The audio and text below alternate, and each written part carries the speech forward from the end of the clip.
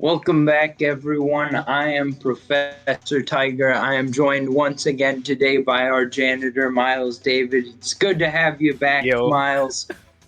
yeah, it's good to be back. Sorry I was absent last week. I'd lost my voice. Thankfully, TDS was there to fill my spot. But here we are back again with this game and OMTH versus NTFV. They're just called Ninetales. I think that's the best way to call them because I like that better. Reminds me of Naruto. Anyway, OMTH, they have two E-subs, so they're losing a few bans. And because of some lateness issues, they're losing their fourth ban, so they only get one ban this game. I wonder. Oh, they're getting no bans. I got from my Yeah, producer.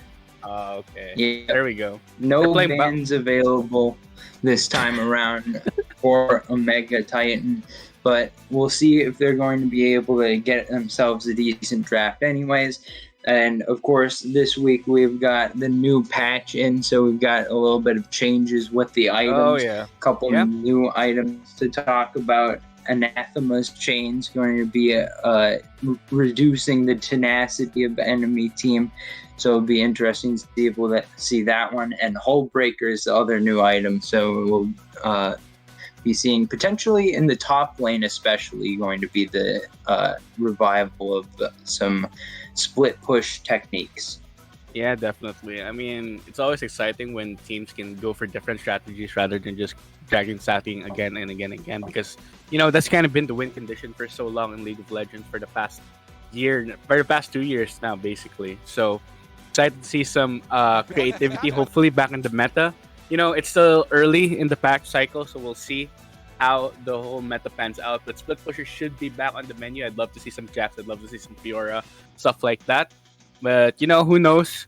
Maybe something will break. And one thing that did break this patch is Nocturne, who shot up in win rate because of the changes to Stridebreaker.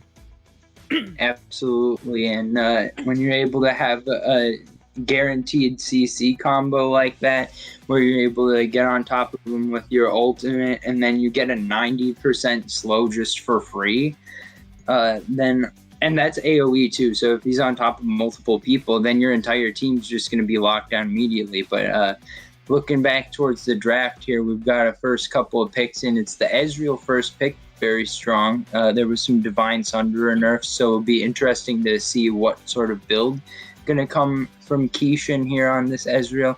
But on the other side, Lux and Thresh picked up, so that should be mid lane support for Ninetale Fox. Should be, unless that is a Lux buff, which would be interesting. I'd love to see it. But anyway, Ezreal did get nerfed with the Divine Sunder nerfs. He did feel a bit of that. But, Ezreal's still super strong. Plus, he can still be so tanky with the Frozen Heart build that I don't think it's really affected him as much. I think he's still a top-tier ADC pick. Him combined with Braum here could be really strong in the bot lane. And in Junior, we do have a very high win rate for Ezreal and Thresh right now. And with both teams picking up on both sides, it should be an interesting to see who comes out on top. Xin Zhao also picked up one of the better jumpers in the current patch. There we go. All right. It's going to be Sarah on the Nocturne. See what she can do with the pick. And ADCs are probably going to hate their life right now with the fact that Nocturne can just give you a 90% slow off the bat if he hits you with the ultimate and Stridebreaker. Absolutely, but I think that Xin Zhao should also be a good champion to be using Stridebreaker on. He's got the gap closed with his dash, and then he should just be able to utilize that for early ganks. So any sort of kills coming through for the side of Omega Titan early on in this game could definitely mean ganking over and over again and just starting to farm enemy champions. So it'll be interesting to watch both junglers this time around and see who can get the early jump. I mean, Nocturne, you definitely want to be level 6 before you go for gank to be the most effective, of course, unless an opportunity or really big opportunity arises or something like that. So, Xin Zhao definitely has some time to play with in the early game. Let's see if he's able to come up with something. Now, ganks, of course, can be a bit unreliable, but if they work out, it can really snowball your team to victory. So, let's see what Sir Hesh can do on this Xin Zhao pick. Should be exciting one. We'll see also what they decide to pair this Xin Zhao with. If they decide to go with an enchanter mid lane, so to speak, or something that has a lot more lane pressure that will allow Xin Zhao to do some invades. Lots of strategies that can still open up. Yeah, and I think that the Ezreal Braum bot lane is definitely pointing me towards the idea that Omega Titan are going to take a very strong carry oriented top laner. Because with the Ezreal and Braum, you can just kind of play that lane pretty defensively and not be too concerned about giving over kills. And with an aggressive pick like Xin Zhao, you're going to want to have a lane that you can gank pretty easily. And I think that in this case, top lane is the lane that makes the most sense, especially with the item changes that we talked about to try to get a situation like that. Now, Gnar is a pretty decent early game pick, good in lane because he's got the extra range. So we'll see if they're going to be. It looks like the Wukong top will probably be what Omega Titan going with, and we'll see if the gap close is going to be enough for ganks to be successful there. Yeah, true. I mean, Gnar, pretty safe pick, of course, in the top lane that a lot of pros consider to be, the safe top lane pick and right now. Plus, he can be useful, if a bit predictable when it comes to team fights, especially if he gets a really good Gnar ultimate off in his Mega Gnar form. But Wukong is a decent counter pick into him because he can gap close super easily, and there's not much Mini Gnar can do if you're close up and punching him in the face. Or rather, hitting him with a stick. And whoa, looks like we're going to Swain bot. Swain bot. We were warned about this. We were warned about this. Yeah. Yeah, I think that it makes sense the team comp because Nocturne should be able to do a lot of damage with any sort of early game success to mid game success. Once he hits level 6 and starts finding ganks, then we would be expecting to see some kills coming through. But I think that this team comp is pretty low damage for Ninetail Fox, just because with the Swain Lux, they're not getting real DPS from anywhere other than Nocturne potentially. So I'm concerned going into the late game that they're going to struggle to pick up kills onto Xin Zhao, Wukong, Braum. These tanks could, well, bruisers in the most case, I suppose. Braum's kind of a tank, but not really because he's a support, and the other two are bruisers. But that could still be defensive enough that it would be very difficult to kill them. Yeah, well, Ninetales, their strategy definitely has to be some dominance, some sort of dominance in the early game. Thresh and Swain is a very oppressive lane to fight against. They have a lot of burst with the Lux and the Swain. Not really consistent DPS, which I think you're talking about, Tiger. So in the late game, of course, I think they're gonna struggle a bit. Unless of course Swain and Lux really just overpower the enemy team through sheer mechanics somehow, and the lack of consistent DPS will definitely hurt them in the late game. It's still possible for them to win team fights, of course, I think, but it will be a lot harder since they don't have an ADC in the backline just firing away at the enemy team freely. Especially since OMTH, they have a lot of defensive options with the Lissandra, the Wukong ultimate. Xin Xiao can just can just push away entire enemy teams. Braum, of course, can disengage super easily. Meanwhile, Ezreal can just be a very annoying fly that Ninetales has to deal with. Plus, he'll be tanky too. Absolutely, and I think that the other thing about not having a marksman is that it makes it so much more difficult to do objectives. So not only will team fights be more difficult to navigate with a team comp like this, it's going to also mean that they're going to have to handily win team fights if they want to be able to do anything on the back end of it. Be able to take advantage. Like if it's a 3-for-2, then they'll probably just have to go back to base, whatever the situation is, even if they've got decent health bars, because they just won't have time or health or damage enough to take the Baron. They could pick up Drake stack, which is probably what I'm expecting to see from him. And maybe if they get to Soul. If they get Soul and it's Cloud or Infernal, then maybe they will have actually enough damage by spamming abilities and being able to get extra poke down. But it's going to be an uphill battle for them, I think, unless they're able to get very early lead. Yeah, I definitely agree with that. I mean, their strategy is just focused on dragon stacking, right? They have a very, very dominant bot lane that Ezreal and Braum have to be able to survive in order to be relevant later on.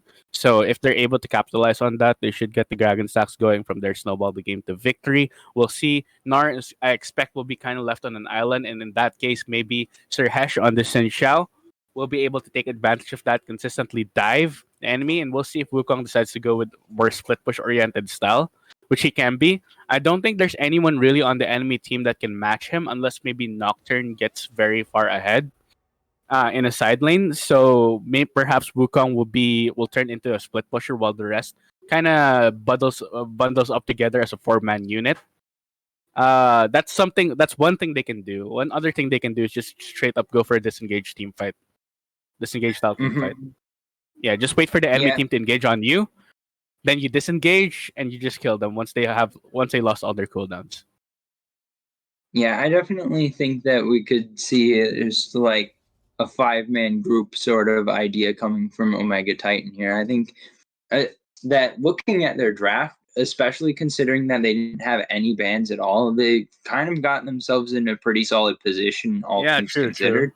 I agree, And definitely. and if they're playing this front to back team fight sort of comp, or they play this comp as that, then they've got pretty good tools. I mean, Braum ult's big AoE, Wukong ult's big AoE, Lissandra can lock one person down. So, like, even if there's one Fed member on Ninetale, they will be able to just press R.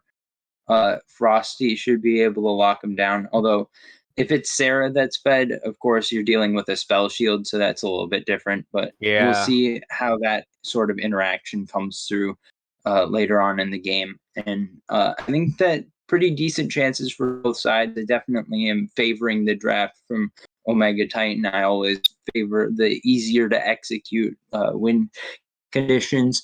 So I'll be looking forward to see how both sides play out this early game, especially. Yeah, true. I agree.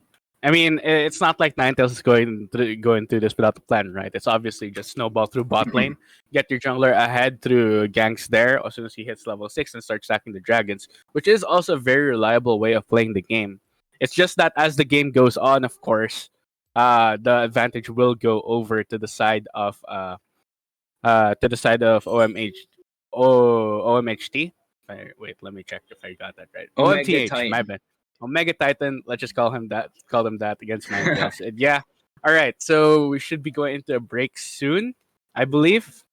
Tiger, take us away. Yeah, we'll be back shortly with game 1 of our series between Omega Titan and Nine-Tailed Fox.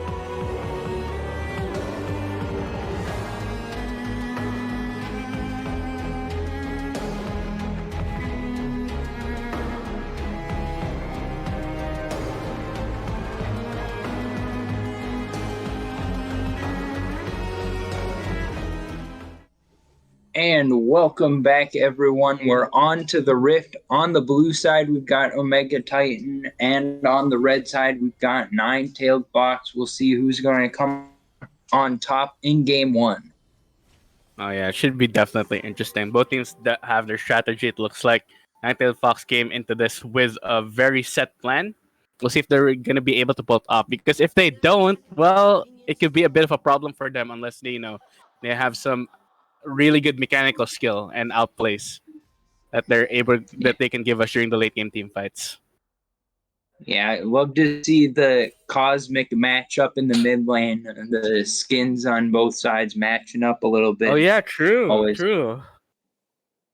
That's always always fun to fun. take a look at the skins. We got some And rivalry here. yeah. And my favorite Swain skin is on the screen, which makes me happy. He's got Comrade Swain. Comrade Swain. Yeah, right there. Alfonso. Bring us the well. They only have one way forward, right? There is no retreat for Yes, this team. They can only go in. So definitely suits whatever team comp they have right now. As we said, all right, absolutely. both junglers starting in the bot side of the map, and we'll see whether we have some early game skirmishing that will happen. Love to see some.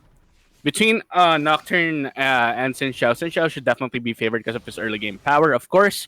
I think Nocturne will want to play safe. Sarah on this Nocturne. Haven't seen much of her play yet, but I'm super excited to see this Nocturne in action and to see whether she can pull it off. Should be fun to watch either way. Yeah, her stats definitely near the top of the league in junglers, so always good to see that. Yeah, the stat we saw, man.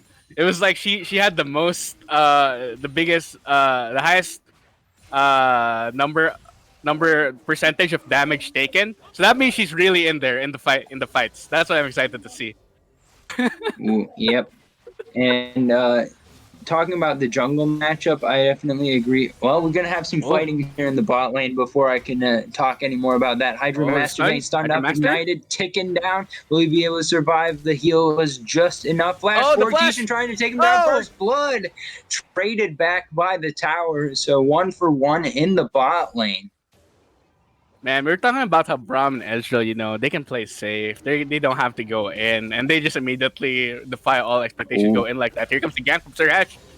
Oh yeah, Sirhesh trying to take him down, but a good stun from Bartolo Swoop's going to be able to prevent that.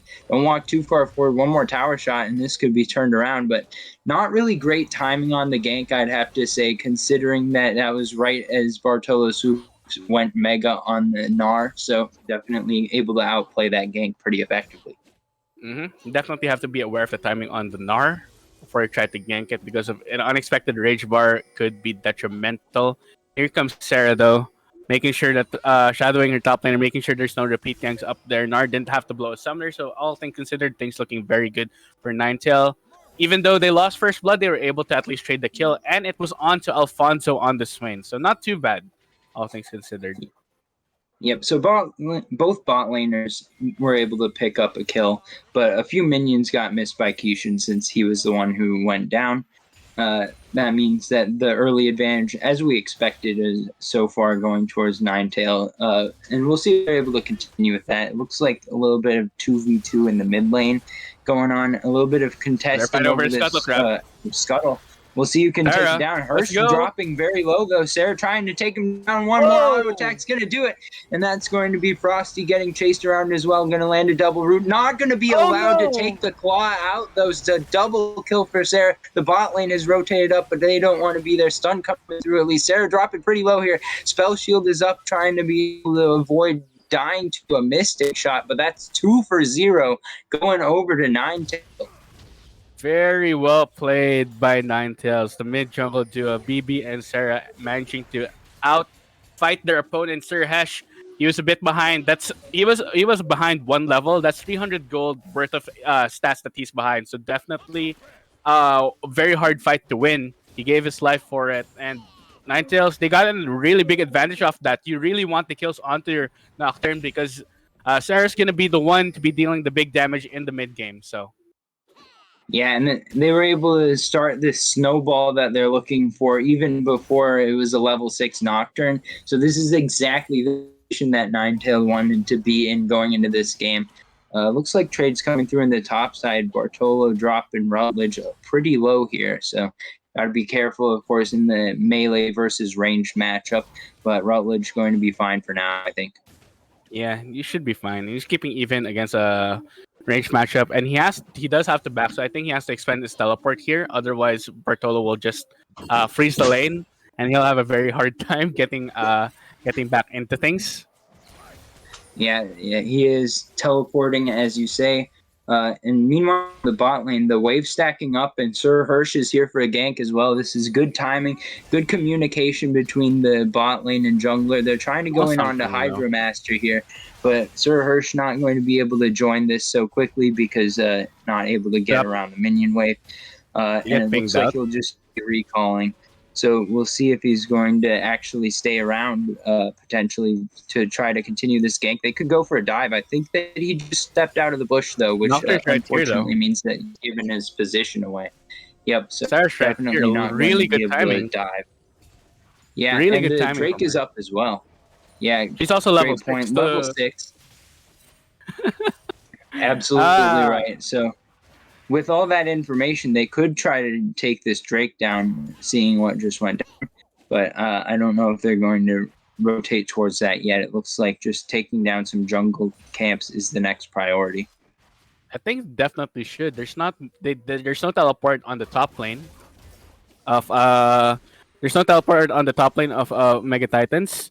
Their bot lane is at this bit of a disadvantage. The jungler is at a really big disadvantage right now. Xin Xiao wasted a lot of time there waiting for a gank that never happened in the bot lane. Alfonso and Hydra, they had their sixth senses up. They were sniffing something weird going on down there. They were able to play safe. They're able to peel back, and thus not giving off a kill was really huge for them. Now they can just turn towards the dragon after pushing this lane. I think they're going to do that right now. Or they should. Weird roam coming through from Icaros, so we'll see if he's on a ward there. I'm not sure.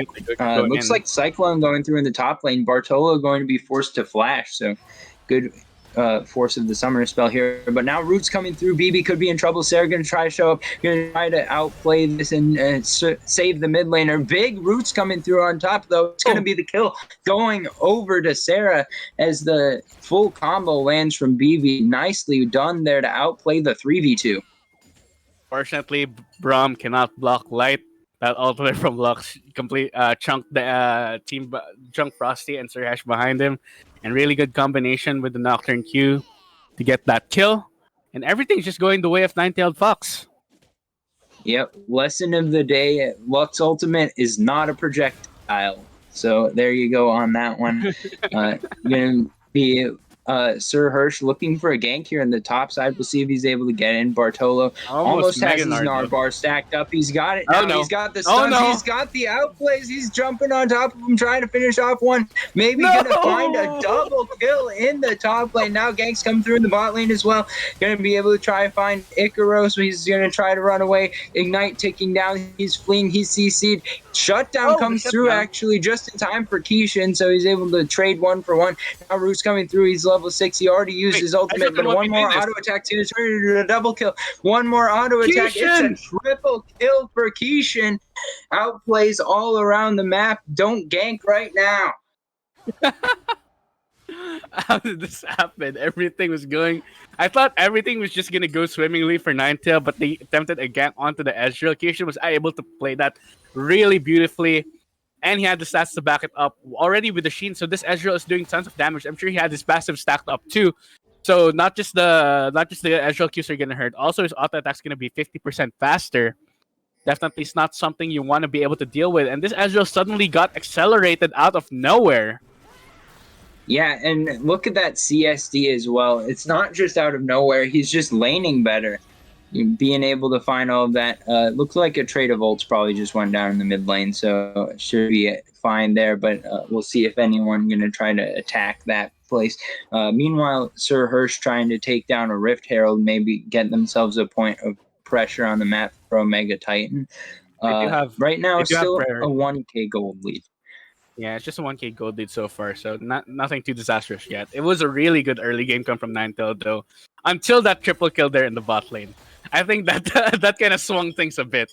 If your ADC is getting really fed, especially this Ezreal, it's gonna be so hard to catch him when the time comes. He's So he's yeah, so go much ahead. mobility on Yeah, Ezreal with the arcane shift, with flash available, and with him being able to reset that cooldown by just landing a bunch of mystic shots in the mid to late game. That means that he's going to have that up quite a lot. So definitely a good point that he's going to be pretty slippery here, and he's going to be doing a lot of damage as well. He's gone the Divine Sunburst, definitely sticking with the same build from last patch. Not sure if this is a decision that's been made that this is still the right item to go, or if it's still it's the right more of item. just not having updated. It is all right. Yeah, So yeah, it's still the right item. Triforce Ezreal still isn't very good right now. There's not really any item that he completely synergizes with. Rutlish is Maybe in it does play danger. it. Yeah, he is. Paranoia He smells something available, though. sitting out He of sm- vision. I think he smells something though. He smells something in the water. He knows that right now he's playing weak side. Especially with his jungler is very far away. If you're the top laner, definitely do not try to be over aggressive. Make sure you don't give that Nocturne a bigger lead than he already has. And somehow the the really big lead that Nocturne had earlier was wait, what? Oh, No. a bait. Bartolo finding the wrong Wukong, but he's still doing a ton of damage. Got him about 500 health. If that boulder Nocturne toss though, he can landed, dive. it would have been Paranoia for a kill. And now Kishin's Yeah. sitting over the wall.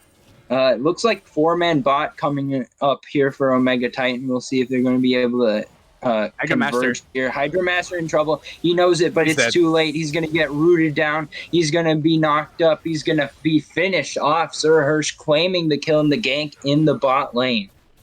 Yep, really good stuff coming from him. And Nocturne wasted a lot of time in the top lane this time, so Sir Ash was able to get something out. And this Rift Herald's going to accelerate the Ezreal even further, who already has his mythic item completed. So Yeah, they're giving him solo for the rest of this tower, yeah, hopefully. they know Sarah going to they be know able to clear the wave. they know Kishin is the main carry of the team right now. Everything has turned out really well for him. He's stacking the tier nicely. He should have his mana soon enough. Probably not for this next Drake, but for the third Drake. Definitely. We'll see if they decide to contest for this. Teleports are up Yeah. for both top laners. But the Wukong is kind of a bit far behind, especially after that double kill in the top lane. That we didn't talk about that much, but Bartolo, that was really amazing. Props to you, man. Yeah, a little bit of a fail on the gank. Sir Hirsch wasn't even level 6 yet. And they both walked into the wall up, got stunned up, and then thrown into the wall. It was well played by Bartolo, but a little bit of a comedy of errors from the side of Omega Titan in that specific BB? instance. BB could be in trouble. Good flash, instantly going to be able to escape there.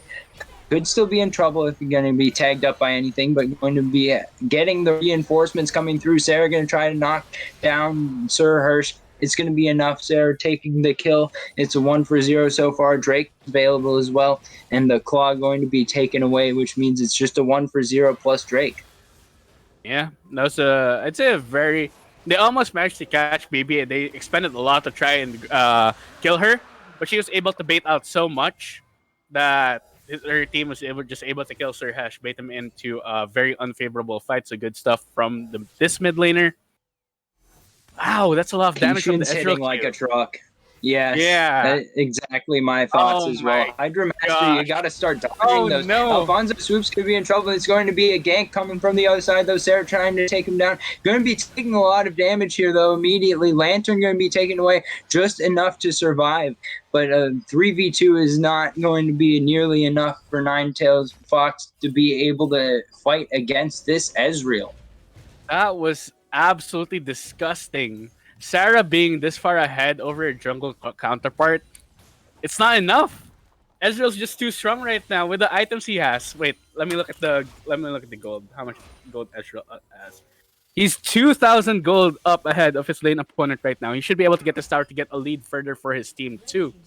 What was a really good early game for Ninetale Fox has kind of turned on his head. Wukong could just start building defensive right now. Honestly, I think should go for Stairskate or just survive the big team fights. I don't think he's gonna really be able to split push against Gnar in the mid game, with how far behind he was after that double kill in the top lane. So definitely, I think the side of Omega Titan, they should adjust to the 5v5 and just fight front to back. Let Ezreal do all the work because he is just super strong right now. Yeah, absolutely. So I don't know about the Divine Sunder if we knew that, but Rutledge maybe not having anticipated that he would be in a position where he's definitely behind, but they've definitely also got a point of power on the map in the bot lane. So that itemization, I mean, No, it's still Divine fine. Sunder It's is still not a fine. bad item. It's still fine. So, The Divine Sunder didn't get nerfed from melee, so Wukong's still pretty much fine with it. I think it's still a really good main mhm. item for him. So he can just go for the Starks gauge to build a bit more tanky for future team fights. But other than that, I think Divine Sunder is fine on him. He'll be doing a lot of damage to the backline if he manages to get there anyway.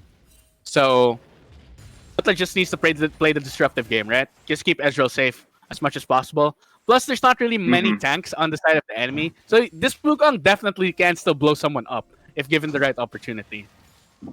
Yeah, Cyclone does the same CC either way, so definitely not going to be affecting his ability to peel for his AD carry.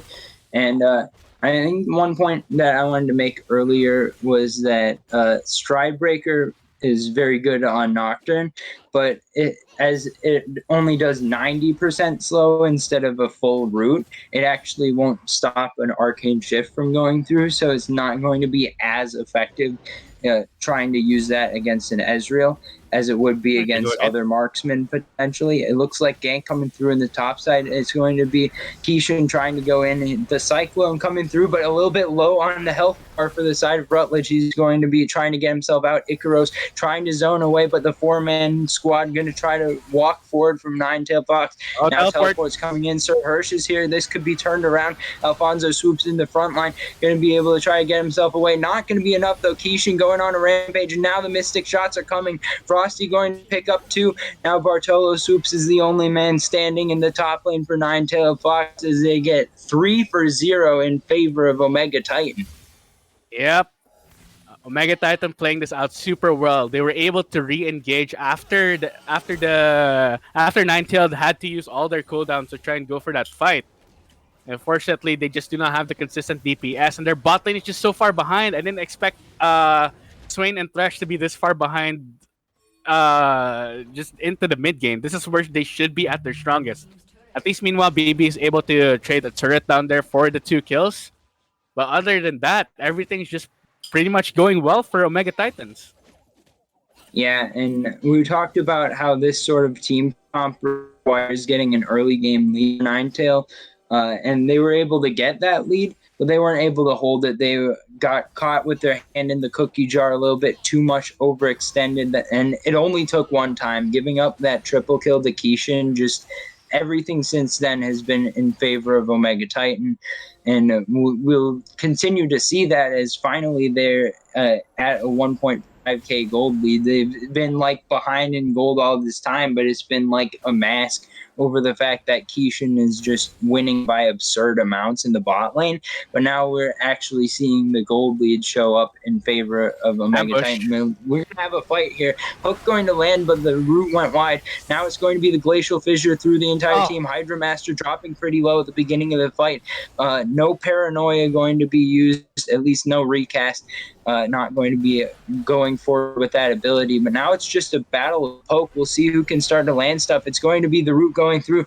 Sir Hirsch going to be forced to use the Crescent Guard early. Now it's going to be a use of the Cyclone into the backline. Very strong. You're going to find the knockups all the way through. Sarah goes down. It's a 3-0. Bartolo goes as well. That means BB's the last one alive. Will she be able to get out Keishan going forward? Not going to happen. 5-0 in favor of Omega Titan.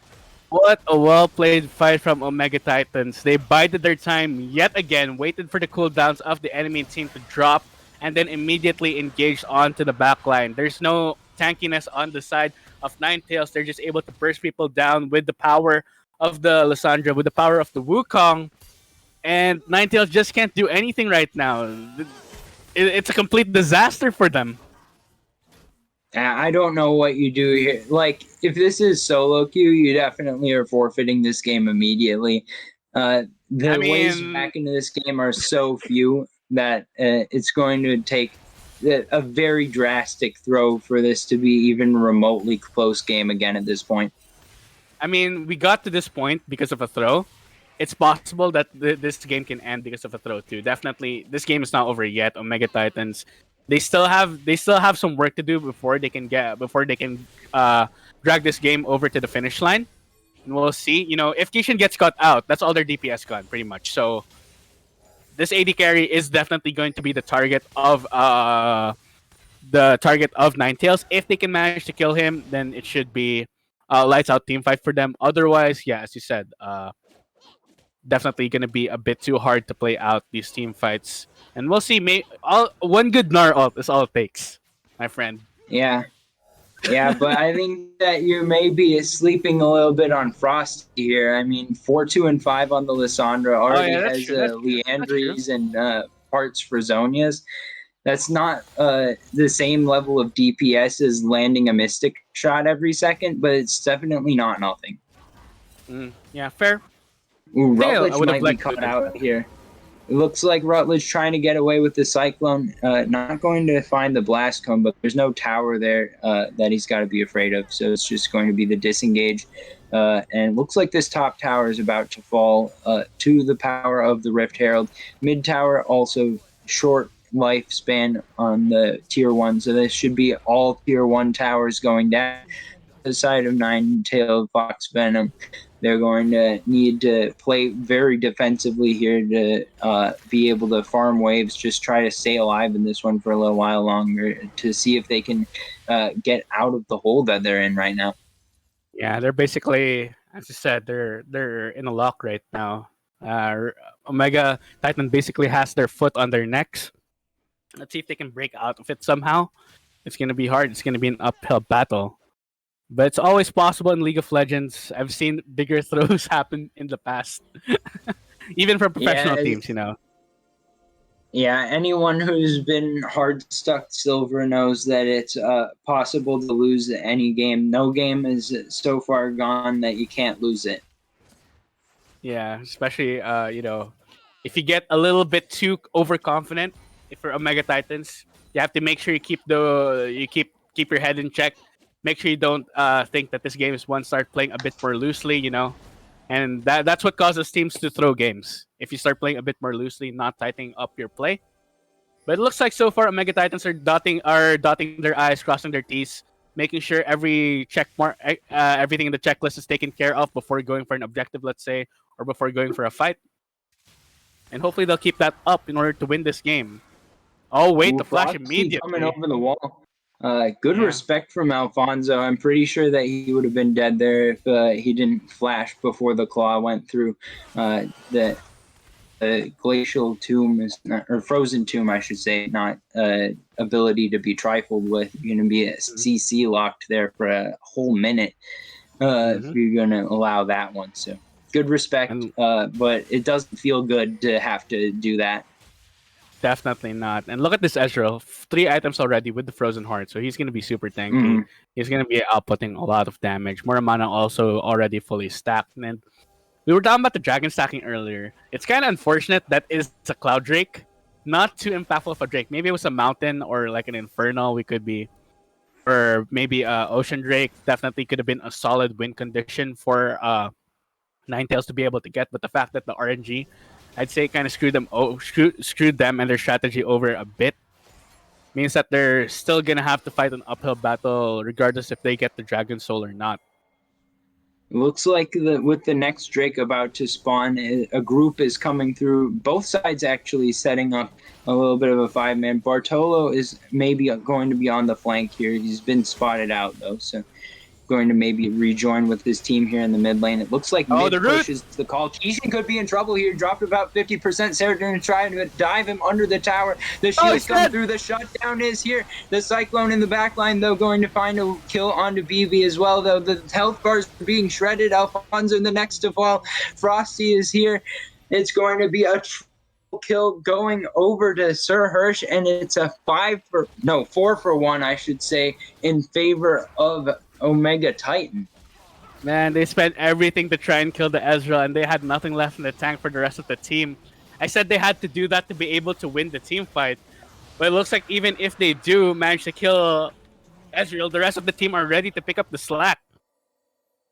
Yeah, a little bit too squishy in the team comp for the side of Ninetales right now is what I'm seeing, because they're able to be just taken down immediately by a Lissandra, Wukong, and Xin Zhao. No offense, all you support mains out there, but Brahm's not doing a ton of damage there for you. So just the top three members of the team going to be enough to get enough damage through, not even needing that consistent DPS from the Mystic shots. And a good dive, at least, to pick off Kishin, but that's not going to be enough to win team fights. Yeah, but I have to say for Icarus on this Braum, his ultimates have been pretty much on point, getting the disengage up right on time, right when his team needs it. Maybe except for that waste in the mid lane once where Sir Hirsch got caught out in the early game. Besides that, Icarus has kind of been on point. And it's good to see the support able to do his job, be super impactful in this role. And looks like we're just heading straight for the Baron.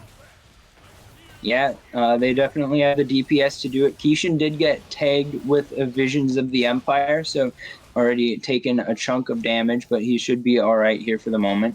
Looks like the turn going to come. The Cyclone onto 3. It looks like the engages here. Hydra Master going to be the first one to target. Icarus going to be able to take down a double kill. Just trying to make me look foolish here. Sarah going to be walking her way back out of this one. BB could be in trouble. Kishin on his way in. One more auto attack. Mystic shot will land, and Kishin with the fadeaway going to turn it into a 3-for-0. What an excellent turn coming out from the side of Omega Titans. The fact that they're able to win, they're able to know immediately what to do. They know they're not going to burst down this Baron anytime soon. They don't really have too much consistent DPS to say. Ezreal's a pretty consistent DPS, but it's not like it's a Jinx or a Twitch that can just be able to melt these Barons immediately. So they just turn. They know they're stronger than the enemy team. They turn. They get the fight on their. They get the fight for themselves. And look at all the knockups they have. The enemy team was basically in the air for the entire duration of the fight. They couldn't do anything. Mm-hmm. Yeah, a great engage there from Rutledge. I think that the communication has really been on point this game from Omega Titan, which is surprising considering that they came into this game with 2 emergency subs in the solo lanes.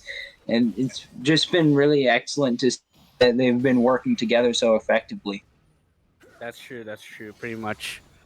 I mean, they probably practice with their subs, I'm assuming. They give their subs a bit of scrim time, especially if, their regular members can't always make it. So definitely have to prepare for emergency cases like this. And it seems, since like everyone's on the same page, maybe Omega Titan has a pretty good system going for them. And we'll see later in the season if it works out, if they manage to get to the playoffs. But before that, they have to win this series. And so far, game 1's looking pretty decent for them. But there's still 1 or 2 more games to go if they want to be able to win this. So, yeah, they definitely can't just rest on game 1 if they're able to continue this to the victory. They've got the Baron buff now, so they're pushing down the mid lane.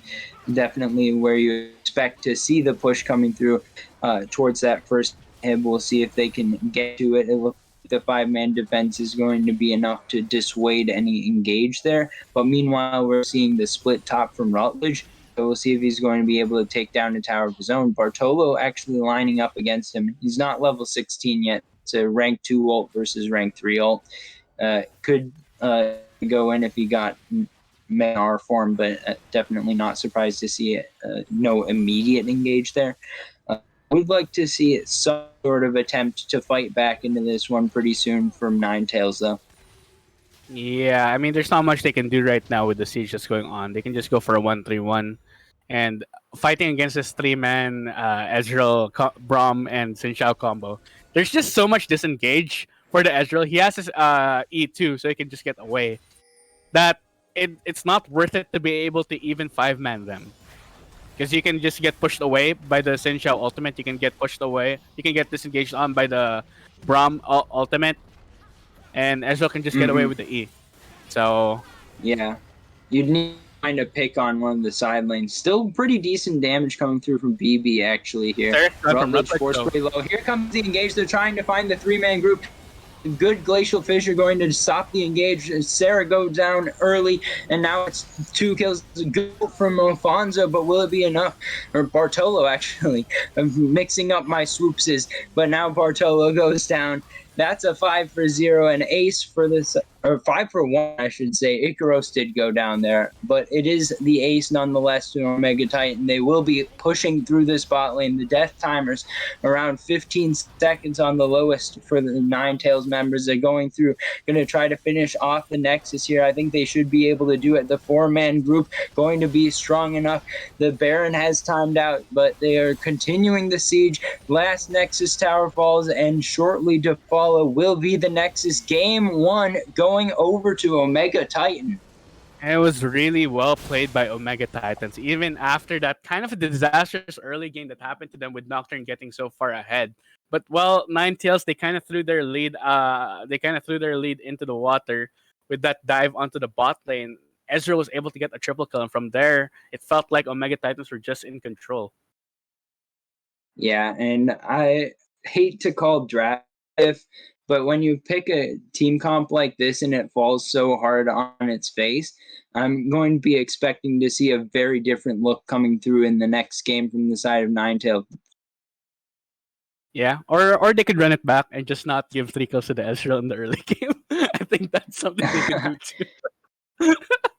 Well, we But will yeah, be seeing them on the blue side. We're going to go into a short intermission here before we get into draft for game 2. But looking forward, we got Ninetales are on the wall, or on the rope, I should say.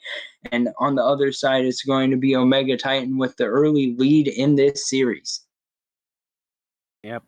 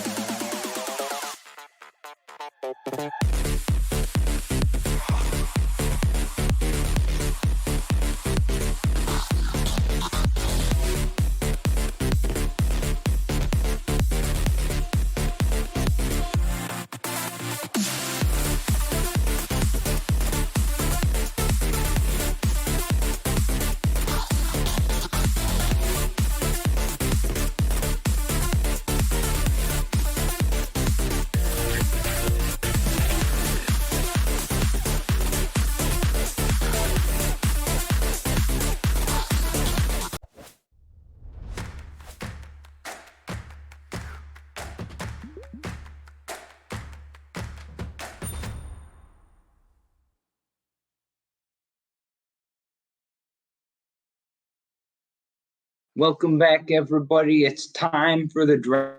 Game number 2, Ninetale Fox Venom going to be on the blue side this time. Yes. Titan Hades will be on the red side. Yeah. Before we continue, though, Twitch chat, I love you guys, but you're all degenerates. I love you guys. All right. Back Why to do you think you get paid to clean up after them? Yeah, I get paid to clean up after them. Sag. But anyway, here we go back to the draft. All right, that game was a bit of a disaster for Ninetales, not gonna lie. The chat was actually talking about the blind pick Thresh, and I'd agree with blind pick Thresh if you have a hyper carry, because then you're just basically a lantern bot, honestly. But with a Swain, it was kind of weird, especially against a Braum counter pick. So, especially with Braum counter pick. Aphelios buffs. We wanted to see the Aphelios with the Thresh. But anyways, so the news this time around is that Omega Titan will be receiving their second phase bans. They still have an E-sub, so they aren't eligible for the first round bans. But they also were late to class, so they were not allowed for the first game to have the second phase bans either. Now they do. But it looks like, yeah, now they do. So it looks like for Ninetales, they're going to have the same first 3 bans, but I wonder if they're going to first pick the Ezreal here. Yeah, true. Ezreal would definitely be a good first pick. As we saw in the last game, you can just turn fights around just like that. Looks like Ninetales agree with us. They are hovering it. We'll see if they do decide to go pick it, and they do. And what will Omega Titans respond now that they don't have Ezreal on their side? For all the doubters and believers in chat, people who are going for the prediction, last time, no one voted for Omega Titans. No one voted for Red. They won. Now I think we'll be seeing a different story this time around, I have to feel. Volibear Kai'Sa definitely strong early picks, and I like the Kai'Sa into Ezreal because Kai'Sa is a very good scaling pick. Last time we saw it was Swain Thresh, which is a heavy early game matchup against an Ezreal Braum.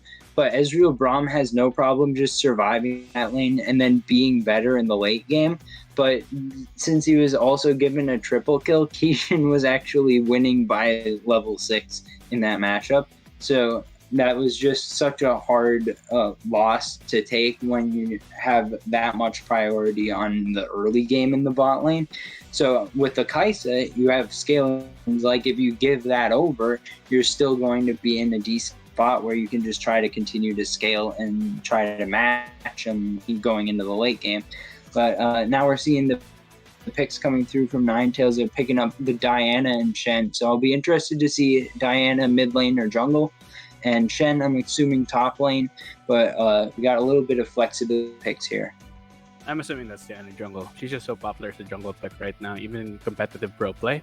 And I was looking at the guys in the Volibear. I think the Shen is a really good response because they're going to be wanting to dive onto the Ezreal. Ezreal only has a flash and one arcane shift. So Kai'Sa will definitely be able to get in with the killer instinct if she manages to time it right. And the fact that they pick Shen knows that their carries are under threat, and they'll be able to stop the dive from happening. We'll see if Ninetales will be able to do it. And Omega Titans looks like they're going all in on this dive comp. The Xin Xiao, the Volibear. I'm assuming this is going to be Volibear top, which I see a lot in the LPL. And can be extremely strong in the early game, surprisingly strong. And not too many people respect it, even pro players. And they sometimes can end up getting solo killed. Yeah, Volibear still has the high base damages from when he was popularized as a top laner right after his rework. So I think that we'll be seeing a lot of fighting in the top lane. I think Shen very strong early as well. So I'll be interested to see how that matchup plays out. Definitely last game, the top lane was the strong point from Ninetales. They had Bartolo winning that 2v1 when he got ganked. But unfortunately, on the other side of the map, his team was feeding the Ezreal. So that didn't get as much attention as maybe you would have liked. Life of a top laner, right? You win lane and then it's a bot. Absolutely, absolutely. Yeah. Living Yeah, on an island there. Unfortunately, the island didn't have a path to the Nexus last game.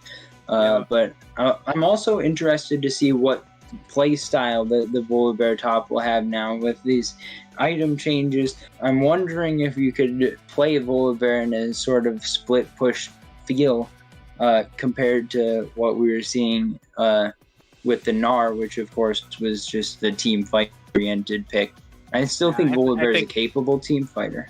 Go ahead. I think the Volibear will just go for the sheer resistant team fights. He's not really a good split pusher because he doesn't really deal any extra damage to towers.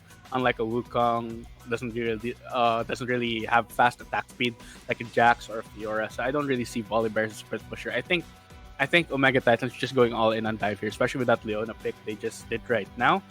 And one thing I want to see improvement from Ninetales is that bot lane, Alfonso Swoops, and Hydra Master. I think they kind of got screwed over with that 3 kills given over to Ezreal, and I want to see what they're really capable of. It's You know, Gwen I don't want Jungle. to.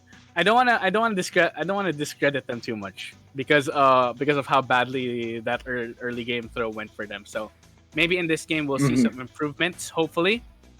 And I already like the draft better. This draft is so much better than last game's draft. Gwen is definitely strong with the DPS. Ezreal is just strong in general. And by the way, this is going to be Gwen Jungle. We've seen this before from Sarah, so I think that we'll be looking for okay, a little bit of a carry performance out of the jungle this time around. I'm checking my stats. I think that twice played before both times Gwen or wins on Gwen for Sarah. So I'm excited to see this pick coming out.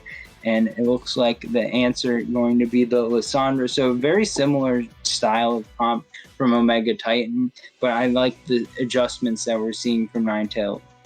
yeah, definitely. I do like the draft better. There's a lot more consistent DPS, and the fact that they're able to get Gwen for themselves means that Gwen's still pretty much an OP pick. She's extremely strong in the top lane. She can just regen for so much and deal so much damage when the skirmishes start popping out. Especially when they try to dive her, and she can just E to safety and let her team back her up. So we'll see what they can do with this pick.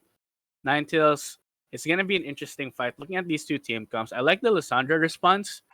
I'm not sure if their mid laner can only play Lissandra, but I do like Frosty's response because Diana can pretty much only go in, and when she does, Lissandra can just basically W and then E to get away. So not much Diana can do to try and 1v1 her opponent, barring a complete disaster. But yeah, it should be Mm-hmm. interesting overall. Now Ninetales, they kind of definitely wanna be peeling back. I'd have to say, fighting a disengaged style, and OMTH, they just want to go in. They're just full committing all in with the Leona, with the Sincha, with the Kaisa, with the Volibear. This is the no retreat squad. Yeah, and I think that at these two team comps, the thing that stands out most to me is that I think that objective fights are going to be huge because when you've got a Shen, you want to split push, but the Stand United will come in as soon as like a team fight starts over an objective. So we should be seeing some exciting 5v5s here. There's a lot of abilities to keep track of. Gwen, obviously, going into Shroud is going to be a big part of trying to get onto the back line without just getting deleted instantly. But then you got the Moonfall from Diana. You're going to have to watch every Mystic shot if it's anything like last. And then looking on the other side, you've got Kill Instinct to be aware of. You've got the Solar Flare, got the Frozen Tomb. Big ultimates all around. Lots of engaged potential from both sides. It should be explosive fights going, especially once level 6 is hit. Yeah, I definitely agree. Besides that, I do think that the side of Ninetales, they're gonna have to be the stopwatch team too. If they can bait out a lot of the ultimates and a lot of the engaged tools that the side of Omega Titans have, they should be sitting pretty for the rest of the fights, right? And I think you're right about Shen being the split push difference maker. He may be the one that can allow them to get pressure all over the map. We'll see what Bartolo can do. He did really well last game on the Nar. We'll see if he can do the same on the Shen. He was winning that matchup against Wukong. I know. I would say that if Wukong plays it right, it should be able to favor him because he will be able to win any all in after level 6. So the fact that Bartolo's able to avoid that and still come out ahead in the lane, I have a lot of faith in this top laner to do well. Yeah, we'll see if it's similar to last game in that way. I think Shen less of a carry potential, but definitely can hold his own in lane at least.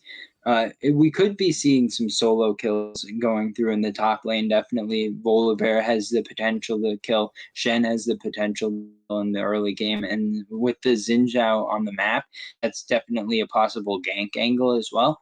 But I'm not expecting to see anything up there. As The I thing think is, that Bartolo is going to be on the back foot here and try to let the mid jungle carry. there's also outplay potential because Volibear is kind of dependent on him stunning you and then putting out a lot of damage. But Shen, he has a dodge. He can just dodge the auto attack stun of the Volibear and immediately just E out. So it will be very hard for Rutledge, I think, to be able to catch on to the Shen. And if Shen finds a window, he should be able to punish the Volibear a lot. But, as we said, we'll have to see how the matchup plays out here in this top lane. Meanwhile, in the bot, let's just go over the rest of the map too. In the Gwen in the jungle along with Xin Xiao, you saw how effective Xin Xiao can be in the mid game team fights. But Gwen, I don't know, Gwen is a champion that's on a tier of her own right now. She's just so Yeah, powerful. probably going to be, if we see the Gwen carry, then that's going to be a very hard thing to shut down. But if it's like Gwen playing from behind, then it's going to be a lot more difficult for Sarah to find ways to be effective. So it's kind of like a 50-50 on that. But Gwen, I definitely agree, is a very strong champion. And then looking over the rest of the map, mid lane, I think, should be in favor of the Lissandra out of these two, especially in the early stages. And then bot lane, probably going to be a more passive look. Of course, Thresh versus Leona definitely has kill potential alongside it. But Kaisa and Ezreal both want to farm. Yeah, Kai'Sa Ezreal definitely want to farm. And Ezreal has that added net of safety with his Arcane Shift. So it's going to be a bit harder to be able to catch this Alfonso compared to last time where Swain kind of wanted the front line and it was just easy to burst down. And we'll see, as the game progresses, who can come out on top. I still think Ninetales definitely have a chance here. But this time, Omega Titan's the one with the dive comp. So we'll see how both these teams do. All right. Well, we're going to go into a short break. And after the break, game 2 on the blue side, we will have Ninetales. And on the red side, we're going to have Omega Titan, who leads the series so far 1-0. It should be an exciting one. Will we see a 2-0 or go to game 3? Find out after this.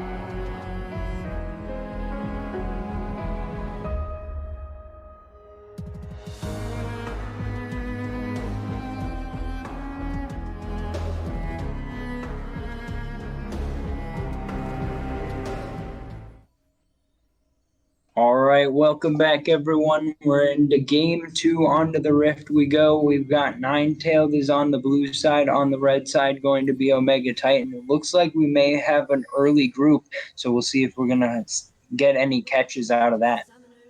I mean, there's a pretty strong level 1 on the side of Ninetales, so definitely could take advantage of that. We'll see. There's a pretty safe 5-point start, though, coming in from Omega Titans. Kaisa should be Commit able to see this flashes coming. over wall. Oh, they're Hydra going in! Flash Oh! gonna find the hook. Will he be able to follow up? Taunt's coming through. It's gonna be a kill. First blood going over to Alfonso. I am so surprised that Kaisa didn't flash that as soon as she saw Flash flash. You should have known that the hook would have Greedy, landed, right? greedy Keishan. Now he's going to Yeah. have to face the Fed Ezreal. Last time he was the Fed Ezreal, but this time around, not so lucky. Yeah, again, another really great start for Ninetale Fox this time. Maybe they'll be able to bring this one home. Ezreal has a big Yeah, advantage now that he has a Doran's Blade and the tier. That's gonna be a bit of a nightmare to play against, not gonna lie. just don't feed Keishan a triple kill, please. But I anyways, it can't looks believe like guys held flash there. I still can't believe guys held flash there. The greed. The greed. But yeah, now with that early advantage, Alfonso could be on the same path as Keishan was last game, but it's going to be a lot different around the map because on the enemy team, there's so many late game threats. Well, two late game threats at least with the Lissandra and Kaisa, so it's not going to be like if you get the lead on Ezreal, that's game over. It certainly felt like that was the case last game. It was well closed out by Omega Titan, but this time around, it's a scaling the scaling sort of situation, so it's a little bit different. That's true, I guess. Alright, so Kaisa and Leona do win the level 2 at least with their superior wave clear. Of Kaisa, he can hit a lot of minions at once, while Ezreal can really only Q. He definitely wants to wait to last hit the minions with his Q in order to stack his tier. So it definitely makes sense that they lose the level 2 race. Still though, talking about the Kaisa scaling. Here's the thing. Kaisa does scale well, but she's a very short range ADC, and she's gonna be walking into the jaws of Gwen, of Diana, of Shen, and Ezreal can just kite back. So even in the late game, I'm not sure if Kaisa will be able to provide the DPS needed unless she finds a really good opportunity to kill her instinct in when they have their cooldowns, when their cooldowns are down. Yeah, and I think that being that short range means that, like, at least you might not get baited out and then Gwen shrouded, but it does make it so that to get into a good situation, you need setup. So we'll be looking for advance with the solar flare and the frozen tomb to be setting up the killer instinct, not just like a snap decision that you landed a W on someone, so you have to go in. I've seen many Kaisas die that way. You just land the W, must go in. It's like the Lee Sin Q syndrome where they just decide to go in because of that. Looks like we don't have we don't have some early game skirmishing as both junglers did start on the other sides of the map from each other. So both junglers can happily take the scuttle. Last time, both junglers started on the bot side. Nocturne had to full clear while Xinjiao immediately went for a gank. And looks like, speaking of ganks, Sir Hirsch is here. Yeah, and setting up the same sort of situation as last game, they're going to get a 1.5 stacked wave. Yeah, it looks like the defensive play will be enough. And Bartolo might be in trouble here before I can continue to talk about this. Flash going to be forced away, so Bartolo going to be recalling himself to base on a sliver of HP. The early game power of the Volibear in action there, folks. It's not gonna. The trades aren't gonna be really favorable for Shen until maybe he manages to get his Bami Cinder. In which case he'll be a lot more tanky. He'll have a lot more help, be able to do a bit more when it comes to the trades. But right now, Rutledge has this lane pretty much under control.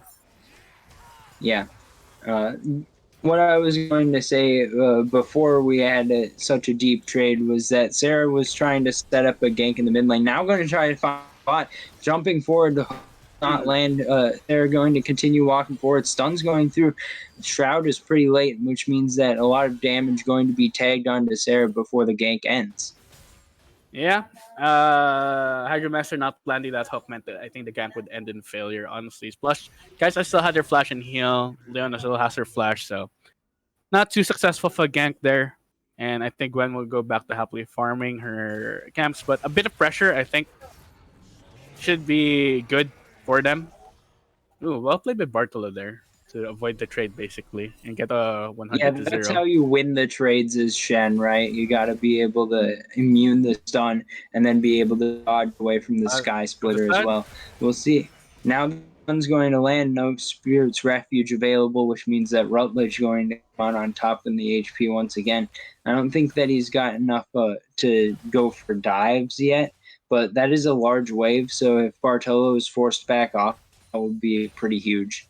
Rutledge yeah, also level 6, so it has the Ohm wrecking potential of the Stormbringer.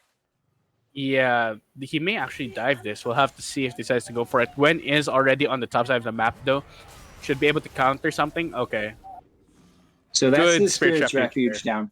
It's a long cooldown though, so it was baited out there, and now with the dive, Oh, the well, now flash! it's the fight in the bot lane. Ikaros going to land the stun. The Lantern going to be enough though, and now the teleport going in. Both of the mid laners BB? trying to enter the fray. BB is too far forward, going to have to flash out, but going to get rooted up. Moonfall is Oh, wait, good, it was a going to bait! be able to take down Ikaros, but BB also dropping pretty low here. Sir Hirsch could have been the next on the menu, but Hydra Master in trouble now. Alfonso going to try to step back. Keishan flash forward for the kill. Frosty going to get healed up, just barely stay alive. Now the passive using the Shadow's going to land a kill. Sir Hirsch going to be able to finish it up, and it's a 3-for-1 in the bot lane gank. Oh my gosh. Listen, I'm not sure about that teleport from BB. I think that was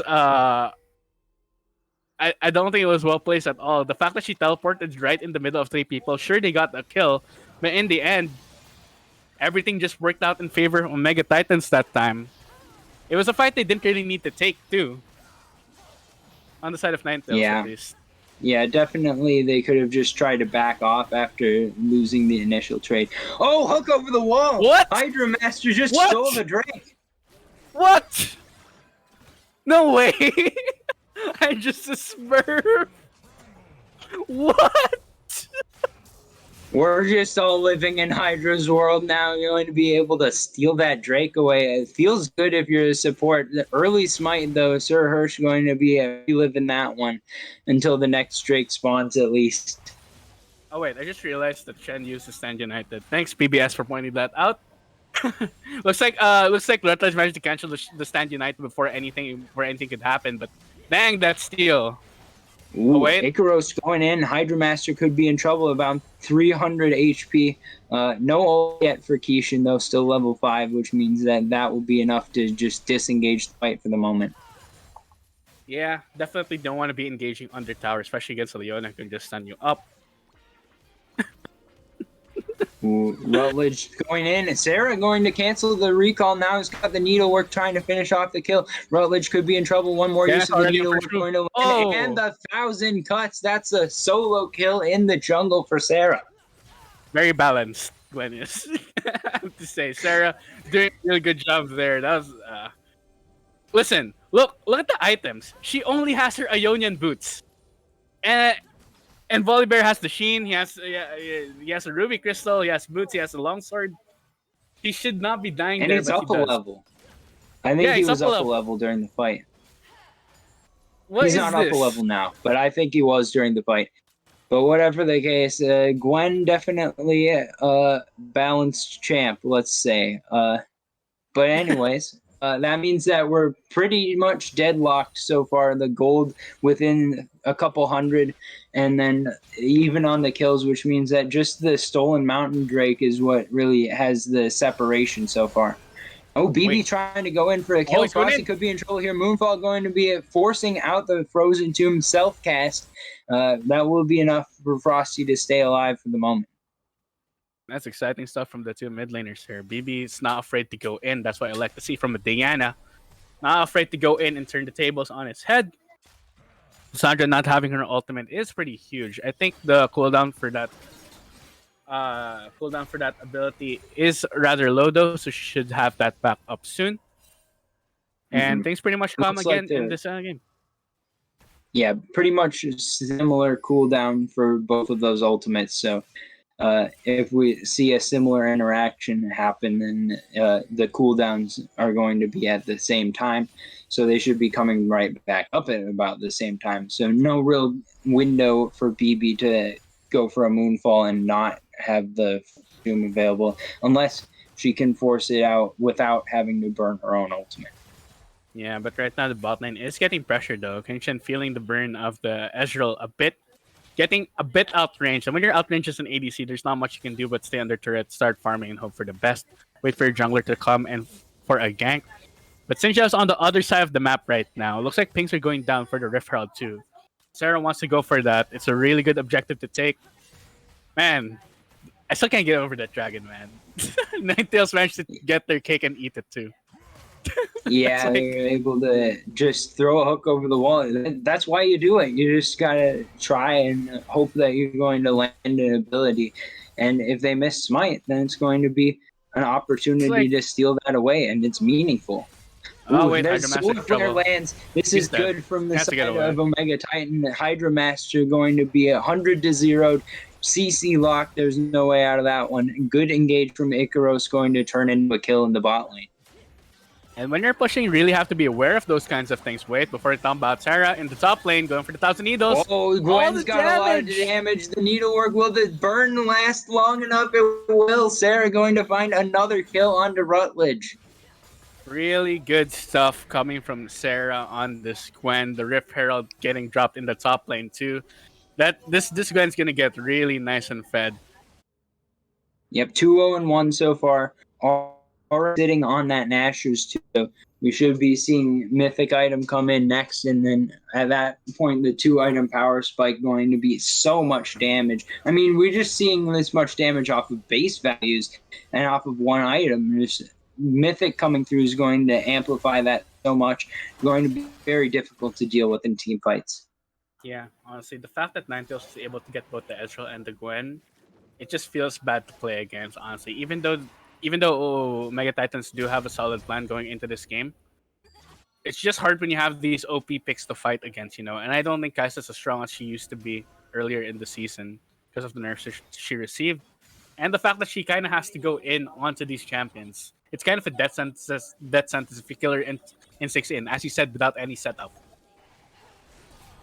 Yeah, hook lands from Hydra that not going to be on the right target though, so pretty smart not to try to go all in on Icaros. Just getting the enemy support doesn't mean that much. Moonfall actually too early, but now Frosty trying to find a way into the backline. Keishan finding the first kill of the fight. Big stunts coming through across the map. It's a shutdown going over to Frosty as well. 2-0 so far. Hydra Master going to be the next to fall. That means it's 3, and now Icaros taking down the tower, or the tower taking him down. Keishan taking a lot of shots as well. Alfonso going to be able to stay alive here for a minute. That means that it's evened up a little bit. 3 for 2 in favor of Omega Titan. That, I don't know how to describe that, but what happened? Greedy. BB, It what was greedy. there? That's how you describe that. That was very messy, to say the least. I think that tower dive was a bit too far overextended. They could have just taken the dragon for themselves and got if they decided for Mega Titans. Instead, they tried to go for the Ezreal, which just playing safe, standing under tower. They didn't have enough HP to tank all the turret shots, or were able to juggle the tower correctly. Because of that, despite BB kind of messing up the start of the engage, the dragon goes in favor of Ninetail, and we have another Cloud Drake. So, what is it with Cloud Drakes? With Cloud Souls this game. Frosty might be in trouble here. Hydra going to try to find his way in. Frosty taking a tower shot, but going to be able to avoid the death sentence, so that should be enough to escape the claw, giving that extra range. I gotta say, Omega Titan were really too greedy in that fight. They already won. They just had to take the dragon for themselves and gotten out. But instead, they were just a bit too greedy. They tried to go for a tower dive onto the Ezreal, just didn't work out. And because of that, they lost the objective. Hydra Master now trying to work his way around the map and try to work with Sarah to get onto some enemy champions, but Looks like this top tower going to go down here shortly. The stun coming through. Rutledge wants to fight. Teleport's coming in. Will Sarah be able to survive long enough? Bartolo came in with the Stand United, and that's going to be enough to get a double Oh kill. no, Teleport teleport coming in as too. well. You don't want to be here, Frosty. Going to land the roots. Going to be able to walk this one out. Will it be enough to escape? They fancy themselves a dive, maybe. Looks like not going to come through just yet, though. Frosty going to buy enough space, but 2 for 0 in the top lane. Really good stuff coming from the side of Ninetales. It was a very interesting teleports that they had there. Frosty can't do anything at that point. He just had to get out of there immediately. This Gwen is just too powerful right now, honestly, and especially in these skirmishes where it's not a 5v5 and you can't lock her down completely. Plus, they don't have the damage to be able to deal with her right now. If they can burst her down, sure, but if she just makes it out with a sliver HP, she will get that all back from the regeneration from her attacks. Yeah, and Gwen's strong enough by herself, but when you got the big shield from Stand United on top of you as well, just about unkillable there. And as we saw, he was able to just walk up, ignore enemy team, take down tower, and then 1v2 them until she could get some support. So Sarah definitely making the most out of this Gwen jungle pick. Yeah, already Bartolo is pinging the cooldown of his ultimate, making sure his team knows not to do anything crazy while his ultimate's down. That's the last thing you want to do. It And looks speaking like of crazy, a strange blast cone, but Alfonso not enough to hold the pincer, so that's going to be an escape from a potential 3v2, so not too shabby to be able to get out of that one. Still trades coming through in the top lane. Looking at this, Bartolo feeling much more confident in these trades now than he was earlier. yeah, I mean, he can just play safe, wait for the... Oh, wait, that's a decent hook there. Oh my gosh, so much damage! The burn coming through. Icaros trying to survive this one, but now BB going in the mid lane. Frosty absolutely getting the health bar shredded, but once the burst's gone, nothing going to happen on that. No auto attacks to finish off the kills, but definitely big threats coming through from Ninetale right now, and they're in position to continue taking some objectives here.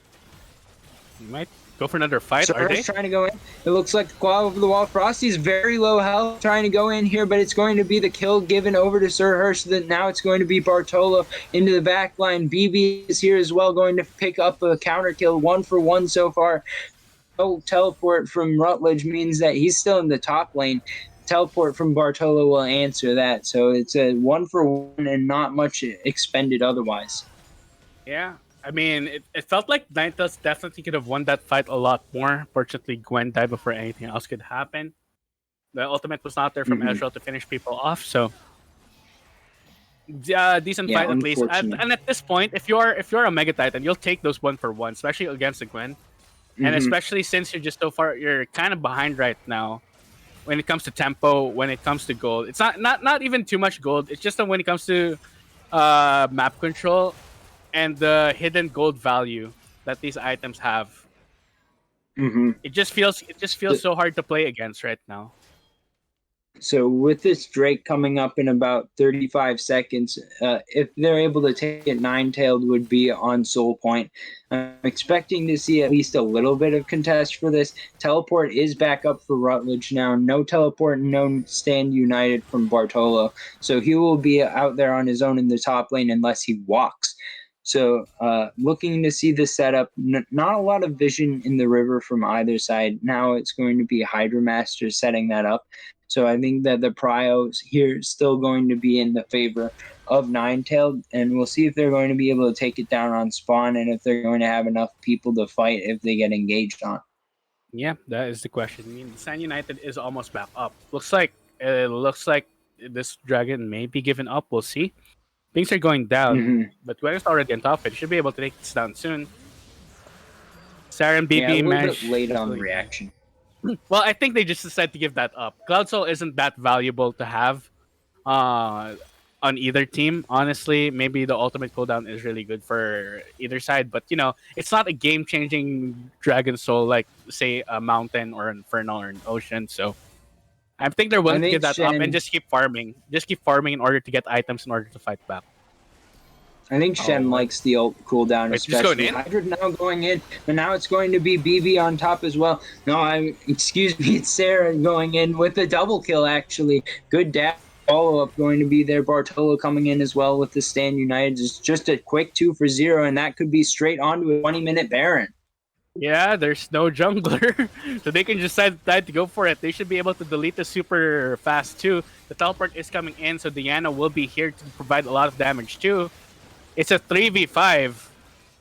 Yeah, I don't don't think fight there's this. much. Please don't fight this. The hook's going to land. It's going to be trouble. A big flay as well into the Moonfall. Ikaros trying to find one. Keishan actually going to be able to land a kill. It's a 1-for-1 now. B trying to go into the back lane.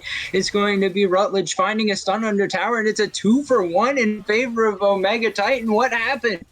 Yeah, I think they got a bit too greedy with the tower dive, trying to go in onto the Kaisa. Kishin was able to do a really good job saving that flash for last. Behind. Here comes wait. Musty.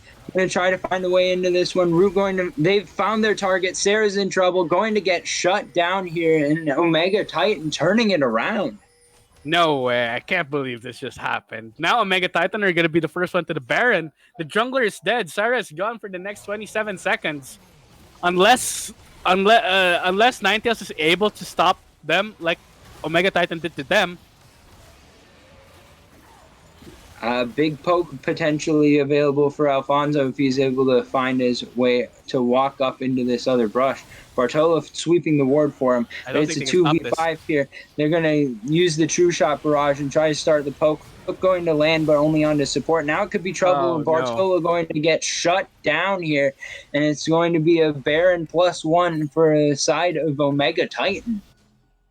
Oh my gosh. I can't believe the turn happened like that, and it was just due to an overextension by Ninetales. Unfortunately, they got a bit too greedy.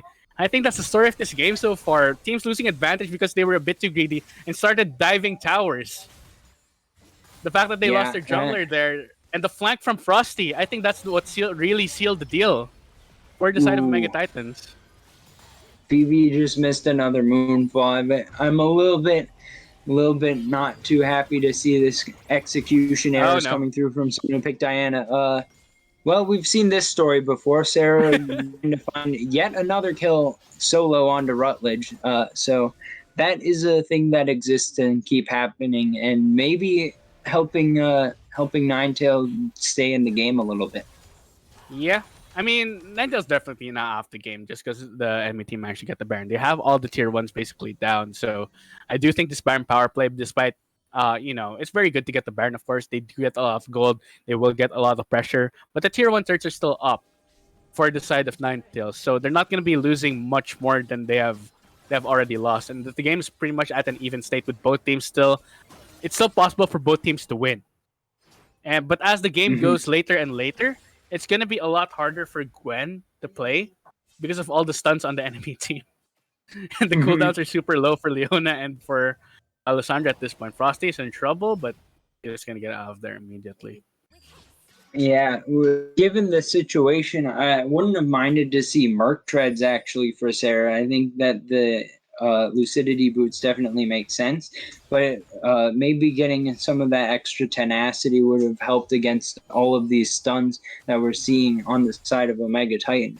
But if you look through the itemization, the only member of Ninetailed with Merc Treads is Bartolo, so he's doing well for himself. 2-1 and 8 actually quite well on this Shen, doing exactly the role that they've needed him to do. But everyone else not going to have any extra tenacity, which means that during a fight, the stuns are huge. Now the Moonfall going to land this time for BB. Ikaros could be in trouble. Hydra Master frontlining, going to be able to stay alive just for the moment. Sarah going to pick up a kill. That's just one. Drake coming up shortly, and this is Cloud Soul in the side of Ninetail. Really good catch onto the enemy support by the side of Ninetales. But it looks like they're not done yet. They want to fight this. Rutledge. Hydra Master could be the target. Now they're trying to find the way onto Sarah and going to go into the Shroud, going to go into the Zonias, and Alfonso's putting in the Mystic shots. Hydra Master going to take one down. BB as well. It's 3 for 0, 4 for 0 overall with the support takedown earlier, and this is certainly Cloud Soul going over to the side of Ninetale. They just don't have the damage. They don't have the setup. I think I think Omega Titans just got a bit too impatient there, deciding to go for the fight immediately instead of waiting for them to start on the Baron, maybe trying to catch someone off guard. Instead, they just go for it. They pay with their lives. This Gwen's just so powerful right now. 736. Who can kill her right now is the biggest question. Sarah Vivo, she can get locked down, but then there's Ezreal also on the backline who's completely untouched during that fight. Kai'Sa tried to get on top of him, but wasn't able to get any damage down. Kishin is trying his damnedest, honestly, to get some kills going, but unfortunately, the rest of the team is just too tanky right now. Let me check. Bartolo Swoops just bought Anathema's Chains, which is the new item. I'm trying to figure out who it's bound to. So I'm assuming that it's on to Kishin. But whatever the case, we will be seeing for the first time, at least in the junior division, what this item actually does to people. I mean, Hypermaster's got a lot of CC, so I definitely can see why you would pick that up. But it's not like their whole team has a lot of CC, so it's going to be a lot about the reduced damage that he's taking as well. So Bartolo going for that item, I definitely agree with it. Yeah, I also agree with it because who is the biggest threat on the side of a Mega Titan? It is Kishin, who's 5-1 on the Kai'Sa right now, 500 gold lead. He is the strongest person on the game on their side right now. And if they manage to get the chains onto him, there's nothing the enemy can really do at that point in a big team fight. BB's just going in onto Ikaros. Ikaros forced to flash away. Good engage there from BB. Moonfall still available, so that wasn't burnt. Frosty now trying to take down the last outer, but this could be at the cost of an inhib. They know mid laner is of the enemy team. Teleport is available, so a 5v5 breaks out, then that could be available. But looks like the inhib just going to be given up here. Tower going to be traded for it, but that's the trade you'll take every time as 9-0. Yep, definitely. They get the inhibitor right before the Baron spawns too. It's not the most important inhibitor takedown. Of course, the bot lane inhibitor is probably the most important, especially with the Baron coming up soon. Looks like an ambush this though. could be a death rush setup. They have to face check. Yeah, they have to face check. They know though. Omega, they know. Oh, they good ward. Yeah, good ward going to figure that one out. But with the Baron coming up shortly, it's going to be hard to find a way in. Yeah, it's definitely going to be very hard already. There's Shen Split pushing there in the bot side. They can just decide to push out the mid lane immediately, turn to the Baron. I think that's what they're planning to do right now. Yeah, but Stand United and Teleport both available for Bartolo. We'll see if he's going to be able to protect Sarah, which is what I'm expecting to see. Looks like a catch potentially here onto Rutledge. He's going to have to flash away. Teleport immediately given as well. Frosty going to be able to show up there. That's a couple of summoner spells expended just for a hook. Good work there from Hydra Master. It's amazing what this team is doing. And what we were told by Red that Sarah doesn't even use voice comms. Yeah, definitely more of a listening. And she's the star player of the team right now on this Gwen. So the fact that they're able to just do this, play super well together, get on top of the right targets, it's pretty mind blowing to me, honestly. Yeah, very good teamwork. It's going to be the Baron started up here as well. We'll see if any contest comes through. It might be too late. Gwen just shreds this objective so fast. We'll see if anyone can get over the wall. Rutledge now fighting Bartolo. The Baron goes down and into the mid lane we go. Hook gonna land this time. No way out. The Stormbringer over the wall, but the taunt comes through. It's going to be Alfonso picking up the kill, and the needlework does so much damage. BB going to find the second kill of the fight. Ikaros nowhere to go. Going to be shredded down here shortly. I have to feel that's going to be a third for the side of Ninetales, but now Sir Hirsch going to get locked down 4-0. They're marching into the base. They've got the Baron. Teleport should be coming out from the side of Bartolo. He's going to Stand United his way and instead, but a 5-man push into the base means we're going to be going to game 3.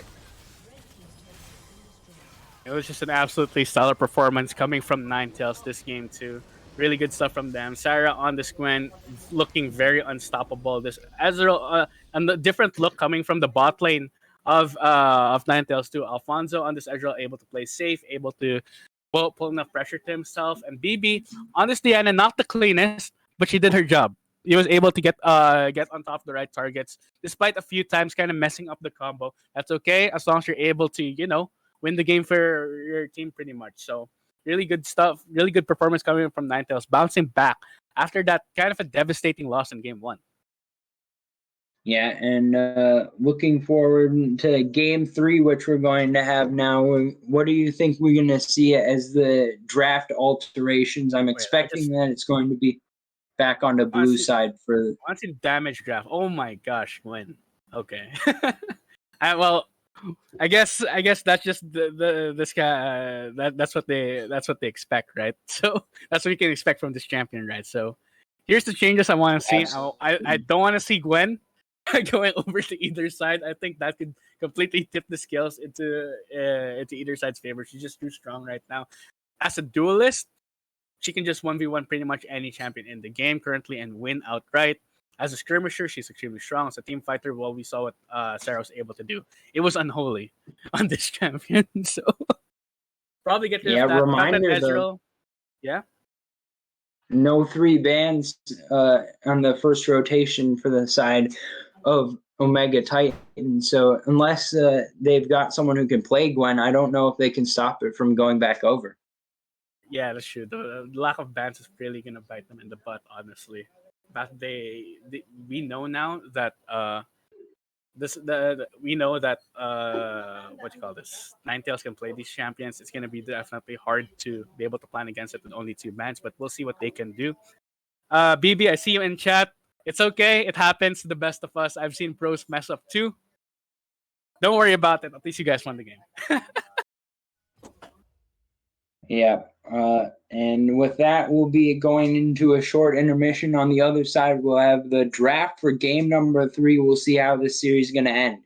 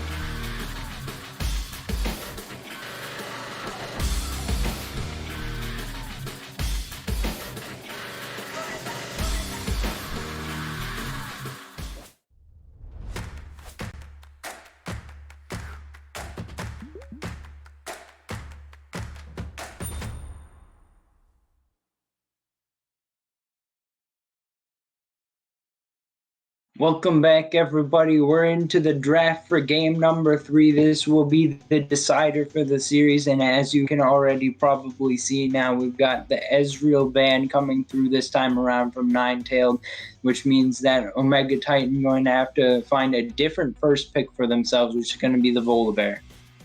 I'm surprised by the priority on the Volibear pick, honestly. I didn't think it was too impactful in the last game, but I guess if Rutledge is very comfortable with it, then definitely something he can work with. It is also a flex pick. It could go to Sir Hirsch in the jungle, and he can be very effective with the ganks in that case. So they could be just baiting Ninetales into a counter pick onto the top lane, but Gwen is still up. Yeah, there we go. How about that? It's the same mid jungle duo as last game for Ninetales, and I definitely idea liking their chances of winning off of that. Wait, what's the term again? If it don't break, don't fix it. Broke, don't fix it. If it ain't broke, don't fix it. There we go. Right, American sayings. Let's go. Anyway, back to back to the draft. Okay, so we have the jungle mid duo that worked so well last game, and Aurelia. Are they going for this? They will. That's a spicy one. That could be Aurelia mid or top, right? Flex between the solo lanes. Definitely. Oh yeah, also something that I forgot to mention about the jungle meta. Rumble is gone in 11.13. Apparently the nerfs hit him too hard, and the fact that there's still bugs regarding his heat mechanic means that he's very ineffective at clearing the jungle at this point. So we're not seeing him as a priority pick anymore in this current patch. There we go. The Braum being taken again. They performed very well with it last time with the fact that it can disengage super well. If they can, especially with the fact that Gwen and Diana wants to go in, if Braum can stop them from being able to achieve their goals, and there could be OMTH's way to get back into this. The Aurelia pick is super interesting though. He should be a really good pick against the Diana, and if Diana's not careful, she could just die over and over and over again. I do think this is the mid lane Aurelia. I don't think we're going to see a top lane. Interesting misfortune pickup here against a Braum, no less. Going to be interesting to see if the bullet times can be used in a way that they won't be able to be blocked by the Unbreakable. Braum definitely very strong with his E, being able to block projectiles. I'm not sure the interaction, but I would assume it gets blocked. It's going to be... Oh, no, wait. The needlework? I think needlework gets blocked too. So... Yeah. So that's going to be a very impactful ability in team fights.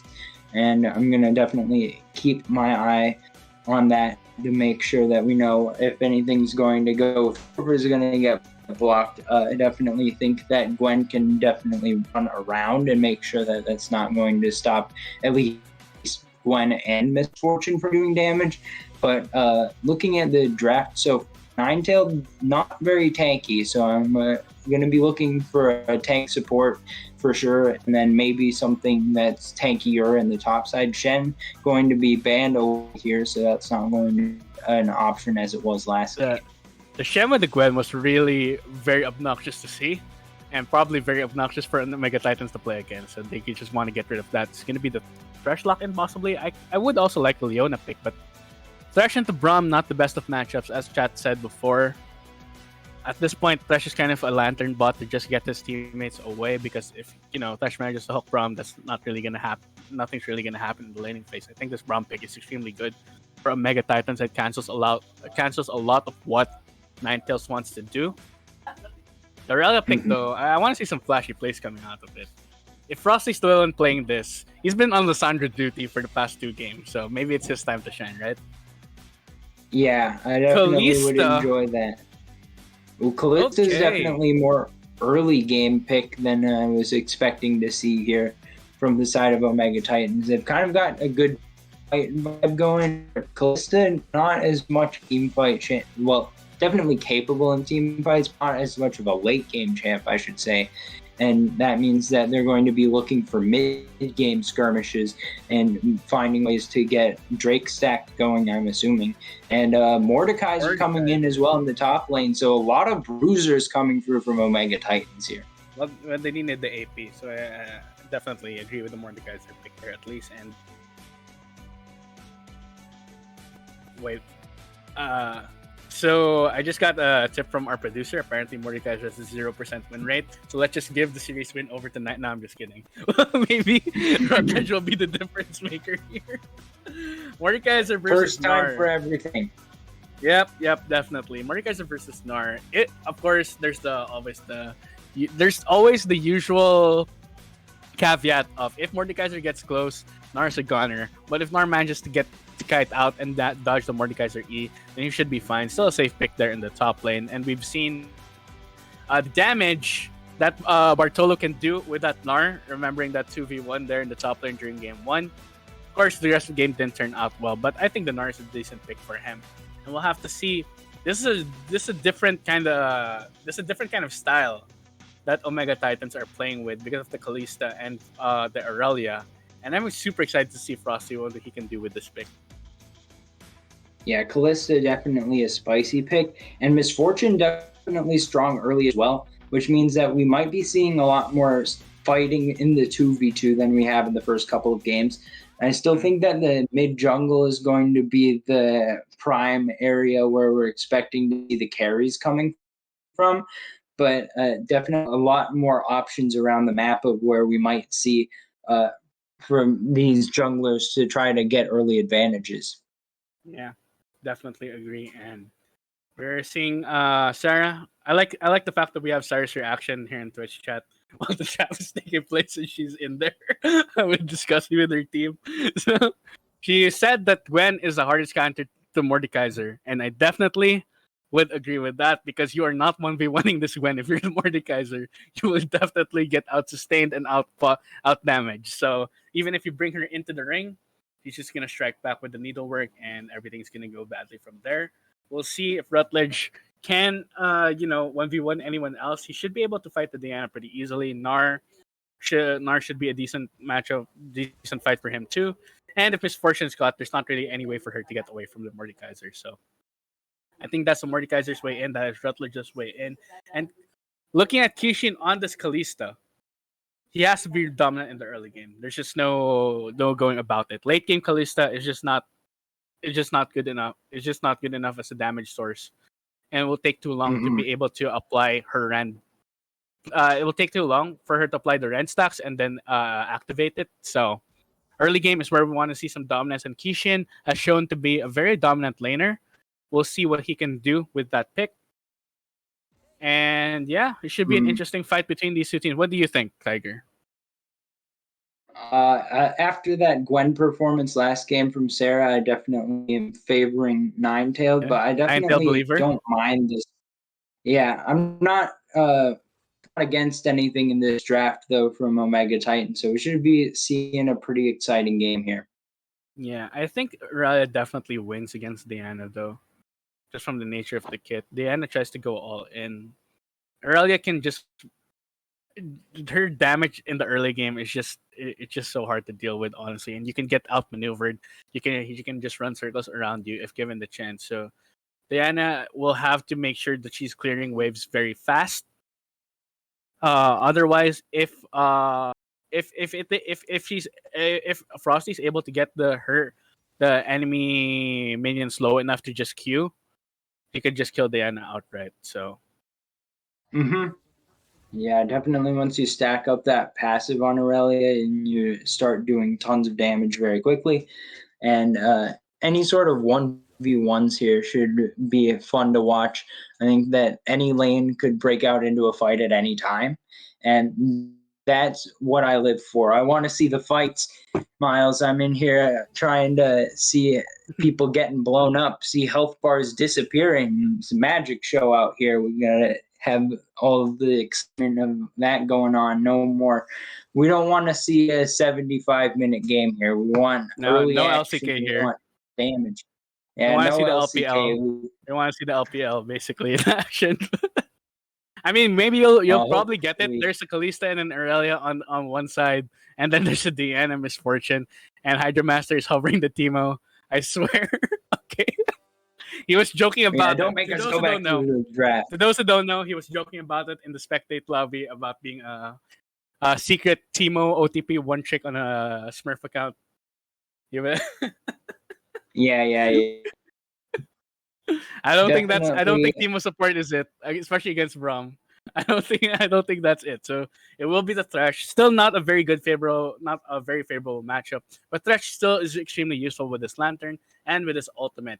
We'll see how he's able to combo that. And if look, besides the Gwen being very overpowered, the Wombo combo coming in from Ninetales is extremely strong too. If Nar gets his wallop off and Diana uses the Moonlight, Miss Fortune can just freely bullet time her way to victory.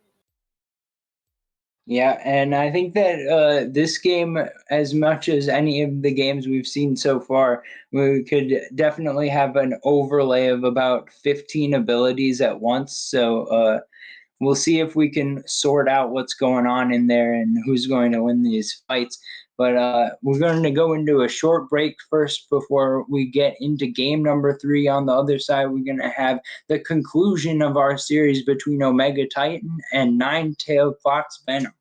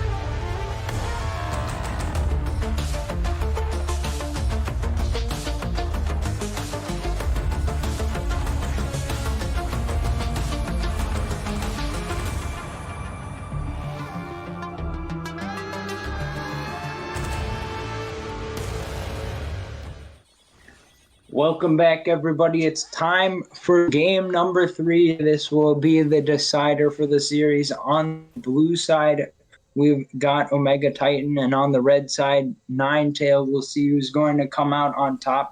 Both these teams 1 and 2, so important match for the standings. Oh yeah, definitely important match for the standings to see who's going to get ahead. And speaking of standings, House Infernal not looking too hot right now. Bottom of the standings, and Omega Titan is part of that. So if they lose the series, that's just going to drive House Infernal down a bit further. If they win, they'll bring their house up, and those standings are important for the end of the season for a bit more rewards. And on the other side of things, we got House Cloud for the side of Ninetale, and they can continue their winning ways. As I believe House Cloud is still in first, right? I think so, yeah. So already we've got oh no. All right, PBS is all chat enabled comms. on the spectate. I just want to know, PBS. Because we've got some thirst going on in the whole chat. But anyway, back to the game. We've got some Aurelia on Diana action in the mid lane. Should be interesting to watch. BB performed really admirably with it last time. Hoping to see her do some good this game as well. And Frosty, this is a different look for him. He was on Restandard duty the whole time. And now he's back on a real carry, so to speak. And we'll see how well he does on this Aurelia. It's a champion that kind of has to snowball. Because in the late game, her win rate drops really low. Yeah, and I think that in this matchup specifically, there's a lot of champions on the enemy team. And once you get into that mid to late game situation, if you're not killing them, they're killing you. So, like, if you are playing Aurelia and you try to go in on the back line and they're not immediately dead, you just get 2-tapped pretty much by misfortune on 3 items. And the rest of the team with a lot of burst damage. I mean, even Gnar does a decent bit of damage. So if you're not tanky, you got to watch out for that. Yeah, definitely have something to watch out for if you are the Aurelia. But Frost, he's been put in the dirt all day. Wait. Immediate. Gank coming through top. Flash for flash. Sir Hirsch going to try to find the dive. Bartolo going to be able to walk this one out. The flash for flash in the top lane. Yeah, but that still favors Omega Titans quite a bit. The fact that they're able to get the flash out of the Gnar means that Gnar is very vulnerable. Sarah is there to shadow just in case. Wait, BB? That was a really good sidestep by BB. I think that if you get hit by that flawless duet, you're dead. So yeah, good work there to outplay. But now it's a gank in the top, and Rutledge going to be forced to flash away. Sarah going to try to go towards the tower. Will they go for the dive? Teleport coming in. Turret shot was taken by Sarah, so about 50% HP for her. Bartolo now. Flawless duet lands onto Sarah, going to try to get away with the Shroud, but it's going to be a recast of the Blade Surgeon. First blood goes to Rutledge. Now it's a 3v2 in the top side. The Claw lands onto Bartolo, which means he's going to be in trouble here. Going to be a kill going over to Sir Hirsch, dropping it to 100 HP. BB going to and find the Crescent Blade. Will she be able to get out? Not quite. Frosty with another Blade Surgeon. It's 3 for 1 in the top lane fight.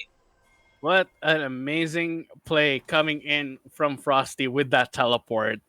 I think that was the fight winning moment right there. Once he was able to go full Omawa no Shindaru from behind onto both Sarah and Bartolo. They had no response. Their cooldowns were down. They couldn't deal with this Aurelia.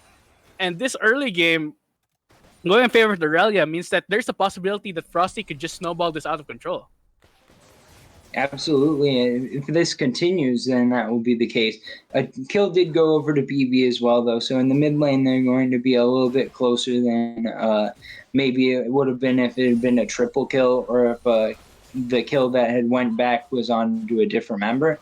But still going to be a good situation for the side of Omega Titan as a whole. And the top, especially Rutledge, got the real best deal out of it, I think. Yeah, that's true. He was able to get pretty much back into the game already with his Leeching Leer. It's not the best starting item that you can, not the best component you can get in the game because of its stats are very poor. but he's able to sustain himself now by with some Omnivamp. So definitely going to be happy there in that top lane matchup. The Snar is going to suffer quite a bit, has to play a lot more safe. Especially doesn't have a flash. And Volibear is also Volibear could just decide to go back to the top side if he doesn't farm his jungle. It looks like he will just try to catch up on jungle farm a bit. Yeah. And then path towards Ooh. bot lane. Oh, nice hook. A hook landing not going to be followed up on. And the point that I was going to make before that happened was that a leeching leer is still better than a longsword and a refillable. So yeah, that's that. Yeah, actually finding much. level 6 first Moonfall going to go down. Yeah, okay. So the problem with the matchup with Diana and Aurelia for BB is that there's no real way to peel the Aurelia off, which is what you want to do. And Diana, if she uses all her abilities and she's a sitting duck, Aurelia can just auto attack and just do so much damage with that. So definitely, I would say that this in a straight up 1v1 duel, I will favor the Aurelia over the Diana by quite a bit. Looks like Sir Hirsch going to be first onto the Drake here. Around 6.5 minutes, going to be the Cloud Drake going down, which means not going to be another Cloud Soul this time around. Yeah, finally. This could be an important Drake for both teams to fight over. Look at the Cloud Soul. So it's going to either be a Mountain or Infernal Soul. And right now, Omega Titan are in the lead pretty much. We'll see if they can continue to break the game open. So far in this bot lane, Alfonso doing a good job keeping up with the Kalista, who's not really been dominating the lane so far. I guess we'll see in the mid game team fights what Kishin can do, but so far this early game is just going well. It's just going super well for Omega. Yeah, a little thing that I'm noticing here is that Sarah's got about a 20 lead, so a little bit of a jungle gap potentially forming, especially in the experience department. BB now going to get hit by the Flawless Duet. It's going to be an all-in with the Vanguard's Edge. Frosty going to find the solo kill in the mid lane. Now it's going to be a gank in the bot lane. Sarah going to try to knock down Icaros, but it's not going to be quite enough. So just the solo kill coming through here for the side of Omega Titan. Yeah, and that's what I'm talking about. Diana can't just win a straight up 1v1. At this point, her role in the game isn't to win lane. It's just to be Moonlight bot and bring everyone in for the Gwen to be able to heal off of when it comes to big skirmishes and team fights. So BB has to be very careful again when playing this lane to not give Frosty a bigger lead than he already has. He's loving this right now. He's loving the way the game is playing out. If he can continue to get further and further ahead, it'll be quite a headache for Ninetales to be able to deal with. Yeah, it's not a lot of consistent CC available from the side of Ninetales either. They've got their Thresh, but other than that, it's Minar if it's available and if it's in the fight. But no other forms of CC that they reliably get to peel away for Alfonso on the misfortune here. So it's going to be a lot of just... I'm thinking what will happen is that Sarah will be required to take out the backline before a fight can begin if it's going to have any chance of going in favor of Ninetales. I mean, that's true. But also, if she can survive fighting the front lines, that could also be the key for them to winning a fight. You know, I think Gwen doesn't really need to be a backline champ. She can just sustain through a lot of damage that, you know, enemy team can put forth. And if she's ever put into a 1v1 situation, like an isolated fight, then she should be able to win that too. Unless maybe against Frosty. Because, wait, BB's just going in. All in and roam up from the bot lane. It's a flash forward. Oh. Hydra misses the hook, though. Tragedy strikes. Any further on to Frosty, not going to happen, and it's going to be a failure on the gank in the mid lane. I think BB may have gone in a bit too soon before bot lane could follow up on that. But yeah.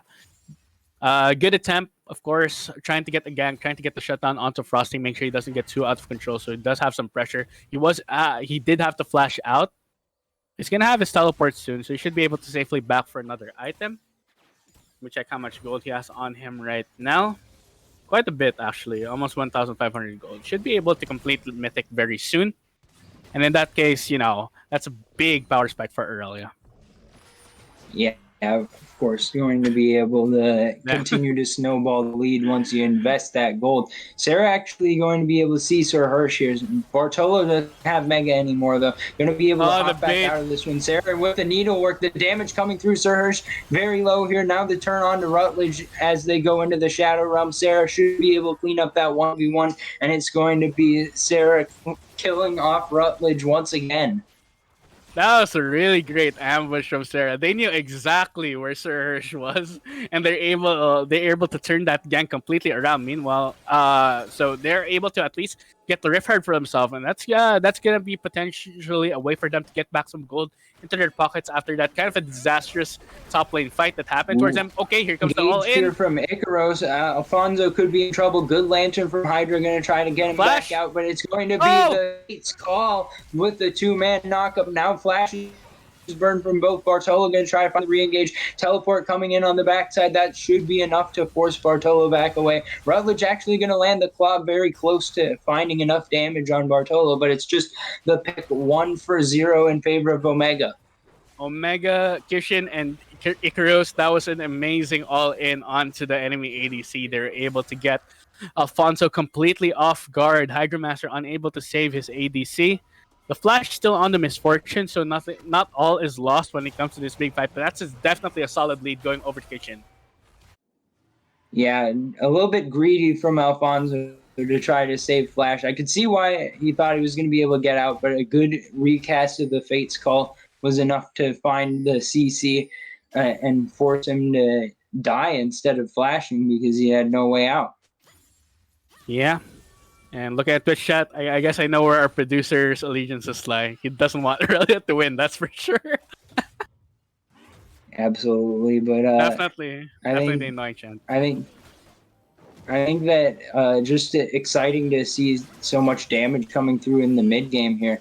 Looks like the Drake going to be started up by the side of Ninetailed, so we'll see if they're going to be able to continue this. Actually, just leashing it and walking away. So I guess we see who's got the prio right now. It's Frosty with this big lead, being able to bully out the Drakes, and we'll be seeing a Mountain Soul coming towards us. The first two already going over to Omega Titan. I'm willing to bet they saw the fact that Aurelia had the wits end, and they were like, nah, we're not fighting. We're not fighting this Aurelia right now. She's just way too strong at the moment. Fair. Already with the Vampiric Scepter too. I'm assuming she's gonna go for a shield bow as an item with that Vampiric Scepter picked up. That'll allow her to be able to survive through any burst that what Ninetail Fox should be able to do. Wits End's such a good item. I really like this itemization from Frosty, especially against a Diana and a Gwen, providing so much AP damage that will just get negated straight up, and attack speed too. So definitely a good pick there. Rift Herald dropped top, so we'll see if that's just going to be the two plates. We'll see if he even gets a charge. But meanwhile, bot, the Glacial Fissure going to be landed. Hydromaster in trouble, going to go down. No charge even from the Rift Herald. Tragedy coming around the map for Ninetailed. I think they dropped it way too soon without any wave going into the top lane. The fact that Rutledge was just able to stall that out was so big. They're going in further onto the misfortune. Alfonso in trouble, going to be forced to flash.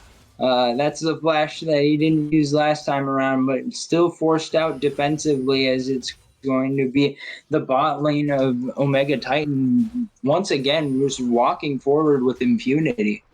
Yeah, definitely. By the way, shout out to Aegis Esports for the host. We appreciate it. To all our new viewers, this is game 3 of a 3-game series between Ninetail Fox and Omega Titan. It's been a close series so far with both teams showing what they got, but it looks like we have another fight, Tiger. Yes, they're going to try to blow up Sir Hirsch. It's going to be enough. Bartolo claiming the kill. Now it's going to be the Moonfall and finding out Frosty, but Frosty going to land a flawless duet, trying to disengage this fight. In the meantime, it's going to be first brick given over in the bot lane. So 1 for tower here is the trade, but at least something going back over to Ninetailed. Yeah, really good awareness from BB there to know that if Frosty had gotten in range, she could have cleaned up that fight super well. Better than I could have as a janitor, in fact. Just mop out the entire enemy team. So the fact that she sacrificed her flash and her ultimate for that speaks to her awareness as a mid laner in the team fights, and I really have to compliment it. That could have been super disastrous for the side of Ninetales otherwise. Yeah, but as it stands, still a strong lead from the side of Omega Titan. They've gotten themselves a little under 4,000. They've also so it's going to be a forced fight coming up as one of the next two Drakes. Anyways, don't want to give over a Mountain Soul to a team when you're already not that high on DPS. A lot of burst damage on the side this time around for Ninetales. Yeah, and really, right now, what I want to see from Mega Titans, I really want to see Frosty continue to pressure on the sideline with the Aurelia. I don't think anyone on the side of Ninetales can really 1v1 her right now, even the Gwen. Because Gwen does not have a stun. Aurelia, if she stuns you, she can just output so much damage, and before you can even sustain through it, you're dead. So I want to see Aurelia in a side lane, split pushing, putting as much pressure as possible while the rest of the team starts getting more and more objectives. Actually, I think she should be in the top lane, not the bot lane. But in any case, Yeah, looks like a potential gank setup here. Not going to work out, I don't think. But another Rift Herald coming up, so we'll see if that's going to be picked up by the side of Ninetales as they look to find a way back into this game. They're definitely not so far behind that they're out of it, but definitely the game right now in control of Omega Titan as they've set themselves up well, especially with a fed mid lane and bot. yeah, they don't really have any point and click CC to be able to deal with the Aurelia right now, as stated by PBS there in the chat. It's very scary to be able to deal with her. 1v1, you can't really deal with her. When the skirmish comes, it's very hard to deal with her unless you peel her off and burst her down. In the team fight, she's just gonna cause mass chaos with her ultimate. So this Aurelia pick looking more and more 5-hit from Frosty, honestly. Yeah, definitely working out better than the Lysandra did against this Diana pick. Now, BB could be hit by the Floss Duet into Blade Surge. Such a huge combo. Frost landing everything. The tower not even going to have enough damage to take him down. A solo kill in the bot lane going over to Frosty. Really good stuff coming from Frosty. Another solo kill to his name, 302 on this Aurelia. Chainfish. Omega Titans firmly in the lead, firmly in control. This is going to be a Mountain Soul, and this is the third Drake. The fact that the mid laner of Ninetales died right before this really does not bode well for them. They weren't able to go for a fight to try and contest Soul Point. And now they're on a timer. They have to contest for the fourth Drake. Mountain Soul would be disastrous for their comp. With all the burst damage that they have, the stack resistances of Mountain Soul will nullify that. And I think that one thing about Callista specifically is that with the Rend, she's so good at controlling objectives. And when these first three really quickly, like already going to soul point around 23-ish minutes, then you're going to be able to accelerate any sort of lead that you get. So even though it was Frosty starting off this lead, it's been blown up by the fact that Kishin is on this Callista pick and they can just have pretty much domain over the entirety of the map. Fighting over this. Now it's going to be a fight over this. Rift Herald into the Shadow Realm goes Hydra Master, I believe. Oh, but now what? Kishin's going to pick up the skill of the fight onto Gwen. It's going to be a double for him. Going to try to more. It's a 3-for-0, and the Rift Herald going to go over to Omega Titan, and now they should be able to push in through the mid lane. Gwen couldn't do anything. She just got stunned up and bursted down. Kishin on this Kalista and this Aurelia doing a lot of work in the team fights. It's just looking harder and harder for Ninetales to get back into this, and it looks like this might be the series that Omega Titan breaks their curse of a losing streak. They could be able to go 2-2 when it comes to the matches. Yeah, Bartolo trying to find a 1v1 here. Rutledge dropped half HP. They're going to try to go in with the club, but that means it's just going to be the Hawk forced away. So it's just a little bit of a deep trade here at the top lane, nothing more than that. Yeah, definitely. Ninetales definitely going to need a miracle right here to be able to win this game with how far behind they are, how far ahead this Aurelia is, how far ahead this Kalista is. Snuck by us, but now Kishin is now 4-0-1 on his Kalista. Yeah. Like, it was a quiet early game for him, and suddenly he just suddenly got so far ahead. He got the tower, and suddenly this Kalista is extremely strong already with the Ginsu's completed. Misfortune hasn't even have her first item completed, just a second item completed, just a pickaxe. And already it looks like Omega Titans will want to turn to the Baron. Yeah, potentially trying to go in for this here. Kishin definitely going to do a lot of damage on the Callista, but they don't have their Aurelia here yet, so they're going to wait just a minute to get this up better. Facial Fissure going to come up a bit short, but the flash forward and the Vanguard's Edge going to try to find some explosions here. Frosty a little bit too much, maybe going to be everything blown early, but now we'll see if the re-engage can come through. It's just so hard to get back in when you don't have that CC, you don't have Meganar. All you got is Oh no, the misstep, Hydra! Just too forward. Rutledge going to blow him out. Now Rutledge could be in trouble here. Bartolo trying to turn this one around. Nearly has Megaform. Going to be able to get some CC for his team here if they get into a fight shortly. Sarah now trying to blow up Rutledge. Once again, going to go to the Shroud. Now it's going to be the bullet time over the top, but Frosty's got the first kill of the fight. It's a good gnar into the wall. But will it be enough? A couple more kills coming through for Bartolo, but it is not going to be a team fight victory. It's going to be just the one kill, as it's an ace for the side of Omega Titan, and now they can rotate onto this Baron. They just don't have enough damage in the 5v5 team fights. Even though Rutledge, I think, kind of wasted his ultimate onto the Thresh, it didn't matter. While everything was going on, Kishin was just freely hitting in the backline. Misfortune had to walk in a bit further, got completely bursted down. And even though it was a really good Gnar ultimate from the Bartolo, there's just not enough damage on the side of Ninetales. Yeah, and it's just a little bit of a monetary difference here. The upper class, once again, flexing their domain over the lower class, making sure that they know who's got the money here, who's going to be boss around. And I think that as the game continues, it's going to get harder and harder for the side of Ninetailed to find ways to find winning fights. That wasn't a good engage by any means, but I don't know what would be a good engage for them unless they can just find a pick. Yeah, that is a very good question. If they can find someone, if they can manage to catch someone out. Oh wait, looks like they will. Trying to pick Frosty here. They're going to find some CC. Frosty healing up so much they're going to be able to stay alive. It's a double kill. Finally does go down to 3-for-1. So, but now Bartolo is in the back line. It's a double kill for Rutledge. It's chaos around the. And it's a 5-for-2 ace in favor of Omega Titan, as they will be able to claim the Mountain Soul. Yep. And the GGs are already in chat. The surrender vote is there. I think that was the last Hail Mary play for the side of Ninetales.